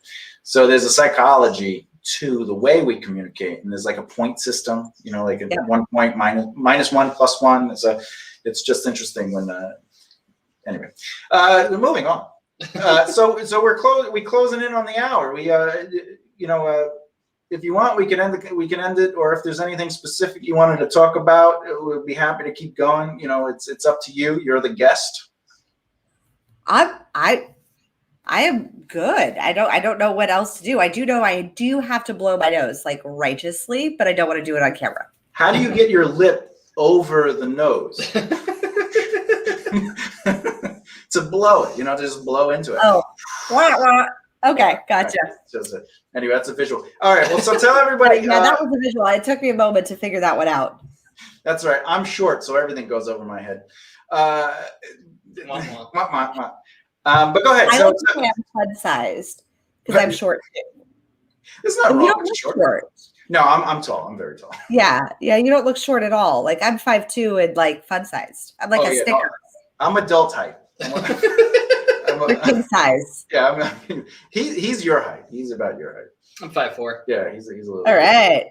High five. He looks like my child. Like, look, this is my I do. boy. It's the beard, the hair. Yeah. People always think we're related, and I go, I would never marry him. But anyway, so I don't think that you like. I could see cousins. I could definitely see cousins. Yeah, like kissing cousins or something. Definitely not. Our beards get a lot. Yeah, we've stuck for us. So maybe Again, back to the forking. It just circles back. Yeah, we bring it back all the Just time. call it back. Yeah, going back. So what is it you want to tell the audience how to find you, anything that's going on? I wouldn't do anything time sensitive because we cut all time so the episode could be used again and again. Yeah. But any relevant information to find you, feel free to throw that up there. I'll also put it in the description below. But Awesome. This is also going to be an audio thing that goes on Spotify. So that's just it. Cool. Yeah, so you can find me at crownyourself.com and on all the socials at crownyourselfnow. And if you like podcasts that have a little bit of cheekiness to them as well, as if you've loved this one, then you would love The Princess and the Bee on all the bees that are into you becoming the queen of your life and your body, your bank account, your business, your babies, your relationships with boys and whatnot, all the bees. And definitely go to crownyourself.com, and that is the place that is the place, the hub. We are relaunching our new YouTube channel. So definitely make sure that you go there and subscribe if you love this. The first video will be in honor of my dad, who was ironically a YouTube star. So I'm gonna be sharing the 7 lessons that he taught me about business. And so definitely go there and check that out. All right, excellent. Well, Kimberly Spencer, thank you so much for being a guest on I Don't Make This Stuff Up. We really appreciate your time, your sassiness, and your knowledge. So thank you so much for having me, guys. It's been a pleasure. You guys are fun. It's mainly all him. I'm just here to look pretty. Yeah. He's my puppet. You can't see my hand. You did your job well. Thank you. All right, so what we're going to do is when I edit this, I'll cut this out, this part. But ultimately, the show is going to be the audio version will be up on Thursday on Spotify. Cool. And also, it's just I Don't Make This Stuff Up. You can find it right through that. So you can follow that. And this episode's going to be up in like 10 minutes when we hit the end button. Yeah, this episode, we consider this behind the scenes because people get to see this. They get to interact. We had a couple, so this is more like unedited. But the Thursday one will be kind of cleaned up and condensed. And then there'll be another version of this that pops out. That's also more cleaned up. Yeah, it'll be more cleaned up. That'll go on our YouTube channel. And this will be on our YouTube channel. But just so you, like, if you're like, I want people to see what I have to say, Awesome. I will share it on one of our playlists. Maybe like Queen Convos, because you both were so regal. Oh, we are definitely queens. Call me Queen King. Wait, what? All right. But anyway, no, thank you so much. Feel better, obviously. Yes. Thank you. Good luck with the pregnancy, and may you continue to see productiveness in your life. And also enjoy a couple of kangaroo burgers for us.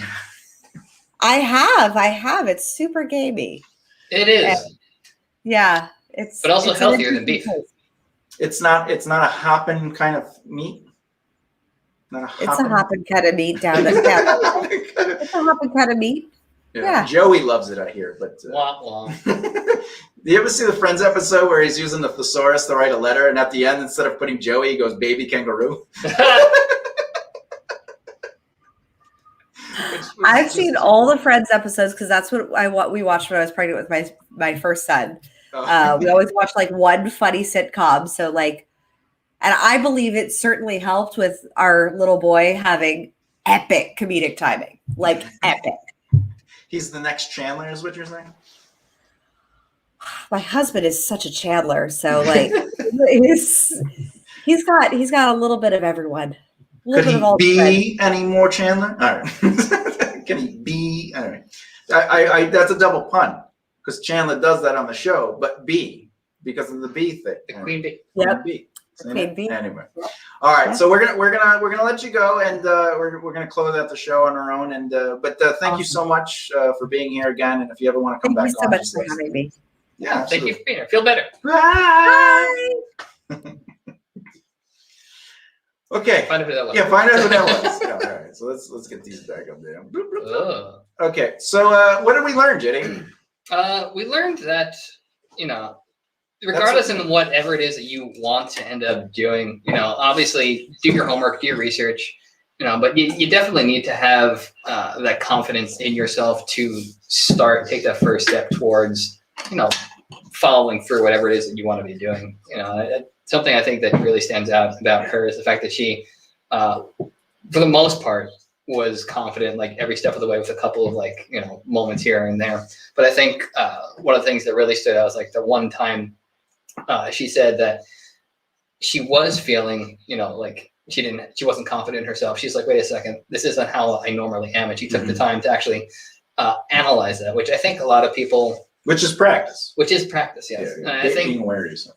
I think a lot of people are afraid to have that awareness, to take that time to be like, hey, why don't I have confidence in myself? Yeah, and another thing is something we talk about kind of consistently in speaking engagements, especially because we talk to mostly actors, but and performance. She was saying that she had a role where she might potentially be topless, and she was like, "Do I take it or not take it?" But she had the boss ranking that she could afford to say not take it. Yeah. And that's the thing. It's like, and that's branding. And ultimately she went to the audition because she did it for the networking possibilities. But if she did get it, she would still have the ability to be like, this really doesn't. That would have been a negative though.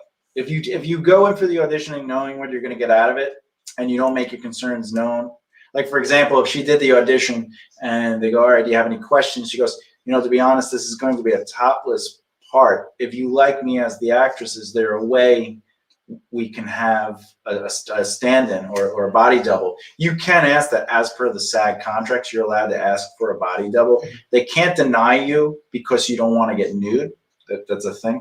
I don't know if it was when she was doing that, when she was auditioning for that. I don't know I know now the contract protects you. You do not have to do nudity. You can obviously ask for it, even as a quote unquote nobody. But because you're protected under the union. Yeah, you're protected. And for being I am a union man. Boom, boom, boom. But back to the boss thing. It sounds like she made a lot of choices that she was willing to be able to afford the consequences, positive and negative, of whatever it is she decided to do with those sliding or changing her paths. Yeah, because there were a lot of drastically different career paths. But at the core of it, it always focused around what we teach here, which is basically the aspects of the triangle of life. Like opportunities presented themselves, and she's like, let me go down this, because it's one, she enjoyed the opportunity that presented itself, but it was always around the triangle. Well, yeah, and when you're setting up your business plan, your 1, 3, 5, 7, and 10 year goals, as far as like master goals, not necessarily the SMART goals that go into that, but if you have a 7-year goal and then something happens where you're able to do the 7 years now, it's okay to say to yourself, can I do this now, and reevaluate yourself and take a chance. And as long as it all works out, and again, you can afford the consequences, positive or negative, then you can update yourself. And it sounded like, like you said, she was in the theater and she was like, I'm not really fully into what I'm doing here. I want to change it. And to be able to do that is a very strong quality just inside you as a person. That's a part of practice, though. It is a part of your strengths and weaknesses, taking a second to look at yourself and reevaluate where you are. You got to check in on yourself. And that's why it's part of the 3 needs of success: network, market, practice. Practice isn't just let me get good at something. If you're a guitarist and you're good at guitar, that's one of your strengths. But are you able to, manage your books? Yeah, can you imagine? But that isn't the point I'm trying to say. But the point is, like, practice is about checking in with yourself. It's about looking at what it is you want to do in your life and how your strengths and weaknesses can influence that. Obviously, you need talent for longevity. That's why in 3 needs of longevity, you have the management, which is of time-running people, entrepreneurial brain, which is finding solutions by thinking outside the box and proactive effort, and then talent. What do you bring to the table? And the only way you can bring something to the table is if you have the quality to do it. You can't bring a weakness to the table.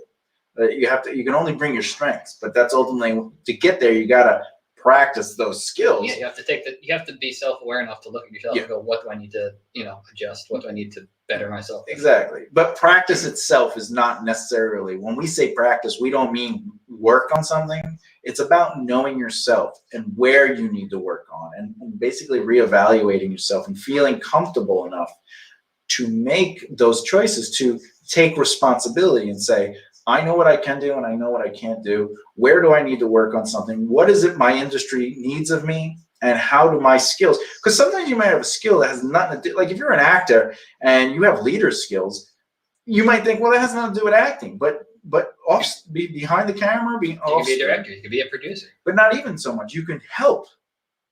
You can take charge. You can run a project. You can, whatever the case may be. Maybe you can inspire or help others run their projects because you know how to be a leader, right? So knowing what you are able to do, your strengths and weaknesses is a part of that. And she was quite aware of herself in that sense. And no matter what it was, as far as where she was brought to, like you said, there was always a common denominator in everything. There was always something, like she was always doing something to help people improve themselves. From acting was to improve herself, which is practice. Pilates was about improving others, so that's networking, right? And then when she went into the e-commerce thing, right? It's more about being involved with people and believing in things. Because even the product itself was designed to help people. Yeah, exactly. And this is all marketing now. The marketing is that her brand is being introduced through action. She's proving what it is she wants to do. And then by the time she did the film and she did all these other things, and then she's like, I think I'm going to be a high performance coach. And everything that she has done up to this point is ultimately what she does as a high performance coach. So it's good to see that. I wish we could have got a little bit more process and not somewhat. I really appreciated the fact that she opened up about some of the stuff in her, a lot of personal stuff in her story, which was, I didn't want to pry into that because that's not really what the show is about, but I am grateful she felt comfortable enough to tell us. But I wanted to hear more about process, and I think I should ask a little bit more questions on that. But I like to know. It was definitely a really fun conversation. I like the fact that she definitely felt so comfortable. She was comfortable. She was really good. Great energy. Great, and you could see that she loves what she does. She definitely loves it, but she's sincere about it. There's like this really nice, candid truth to her. Like she holds her truth on her shoulder. So that was nice. But other than that, so that's what we learned today. And, I like that a lot of what she had to say was based on what we were talking about with becoming your own boss. I mean, when I threw that at you, you didn't know where it was going, right? So no. As you can see, though, everybody still always has stuff that we need to learn. We're always growing. We're always evolving. But to be aware of those things really helps you become your own boss. And remember, what we said earlier, even just now, through the whole thing, the concept of being a boss and being able to afford the consequences, positive or negative, doesn't necessarily mean you can't make choices. Make those choices, but it's good to know can you afford the result? And if you can't afford the result, it doesn't mean don't do it, but it means how can I do it? Finding another way. That's the entrepreneurial brain, looking outside the box. Outside the box. Yeah, finding solutions and proactive effort, right? So in those senses, you go, well, what do I need where I can afford this? And put yourself in that situation. Now, that obviously doesn't mean it'll happen tomorrow, but it means if there's certain things you want to do and achieve in life, you have to start working to put yourself into those positions. And by putting effort into changing that area of your life, you are ultimately doing things. And we might not go, well, I want to be a successful band, or I want to be a successful actor, but you have to do these other things so you can be that. While you're doing those other things, you're still creating opportunity. You're still creating what ultimately will make you being an actor or a musician successful. Because you have to, like you were saying earlier, the foundation, the capital investment into your career, even though you're not acting, you're focusing on something that will give you the ability to say yes or no, which is important. Which is probably one of the most important things. Because if you can't say yes to opportunity, it's like or no to an opportunity based on if it's against your brand, as per do I take my top off or not? Do I, like I won't do roles where I have to smoke cigarettes. I refuse to do any role where I have to wear any clothes. Yeah, I mean, look, what I like about your Barbie doll kind of look. No, but the other thing is, not only is your foundation important, but while you're building your foundation, you're not focusing on acting. And people think, well, I want to be an actor. Focus on the acting industry. What can you do to get involved in the industry that isn't necessarily acting, but allows you to build and cultivate relationships while building your brand as a human, not an actor? Because once people like you and they understand what you stand for and your motivations, then opportunities will arise to act. That's right. And because you could afford yourself, because you built up that foundation to survive you for 12 to 18 months, you're ultimately going to be able to say yes and no without having to work to recoup. But eventually opportunities will build themselves to you and you'll be able to afford your life, right? Not a lifestyle, but your overhead, Yeah. And you'll be able to afford a living. Yeah, which you'll have, figured out before this. Yeah, which is a success. Success for us, we define as making a living within your field of interest. The living is not a lifestyle. The living is affording a budgeted average overhead, right? Average monthly overhead. So yeah, I guess that's it. JD, you have anything else you want to say? No, I think I'm good, but I really want a kangaroo burger now. What do you like about kangaroo burgers? Well, they're healthier than beef. They're pretty delicious. Do you have beef with me? Not at the moment. I mean, it's in the freezer. Does that mean let's hop to it? What are we having for dinner? I don't know. I mean, I got like a giant bucket of lentil soup. You are? I love lentils, but I don't like your soup. There was one lentil soup you made that I was like, oh, this is pretty good. That's what they had the potatoes in it. It wasn't just the potato, not the first. There was one where it was like nice and good, but I think sometimes you can put too much ingredients in it. Like sometimes it's just one ingredient too much can ruin a recipe. I agree. It's like if you're making love to a woman, if you add that one extra penis into the equation, you're not happy. Listen, sometimes 14 is just too many. You know what though? It's not that bad if they're like distributed across her body in a certain way where you're like, all right, they're coming out of her legs. Oh, you mean 14 external penises, like guys or you mean she has 14 penises? Both? Oh, that'd be like 28 penises. Plus yours. That'd be 29 penises. That's a lot of penises. How would you feel if you had a penis on your lower back and not your front genital area? Like you had your balls in a normal spot, but your penis was like a tail. You know what I'm saying? Can I wag it, or is it just? No, it's a regular penis. Like it does everything it's supposed to do, and like Well, it's like I could technically. They could totally cowboy you. Like they could literally sit on you like they saddled you, and you could like walk around. I mean, you're short, so their legs more probably like drag, but like it'd be more like what's that like the cartoon donkey, whatever. It's like whatever. Anyway, I don't make this stuff up. I'm Thomas J. Bellezza. This is JD McGibney. I don't make this stuff up. I make up at least half of it. And the dog makes up, I would say, about 100%. Yeah, where is the dog? He's aloof.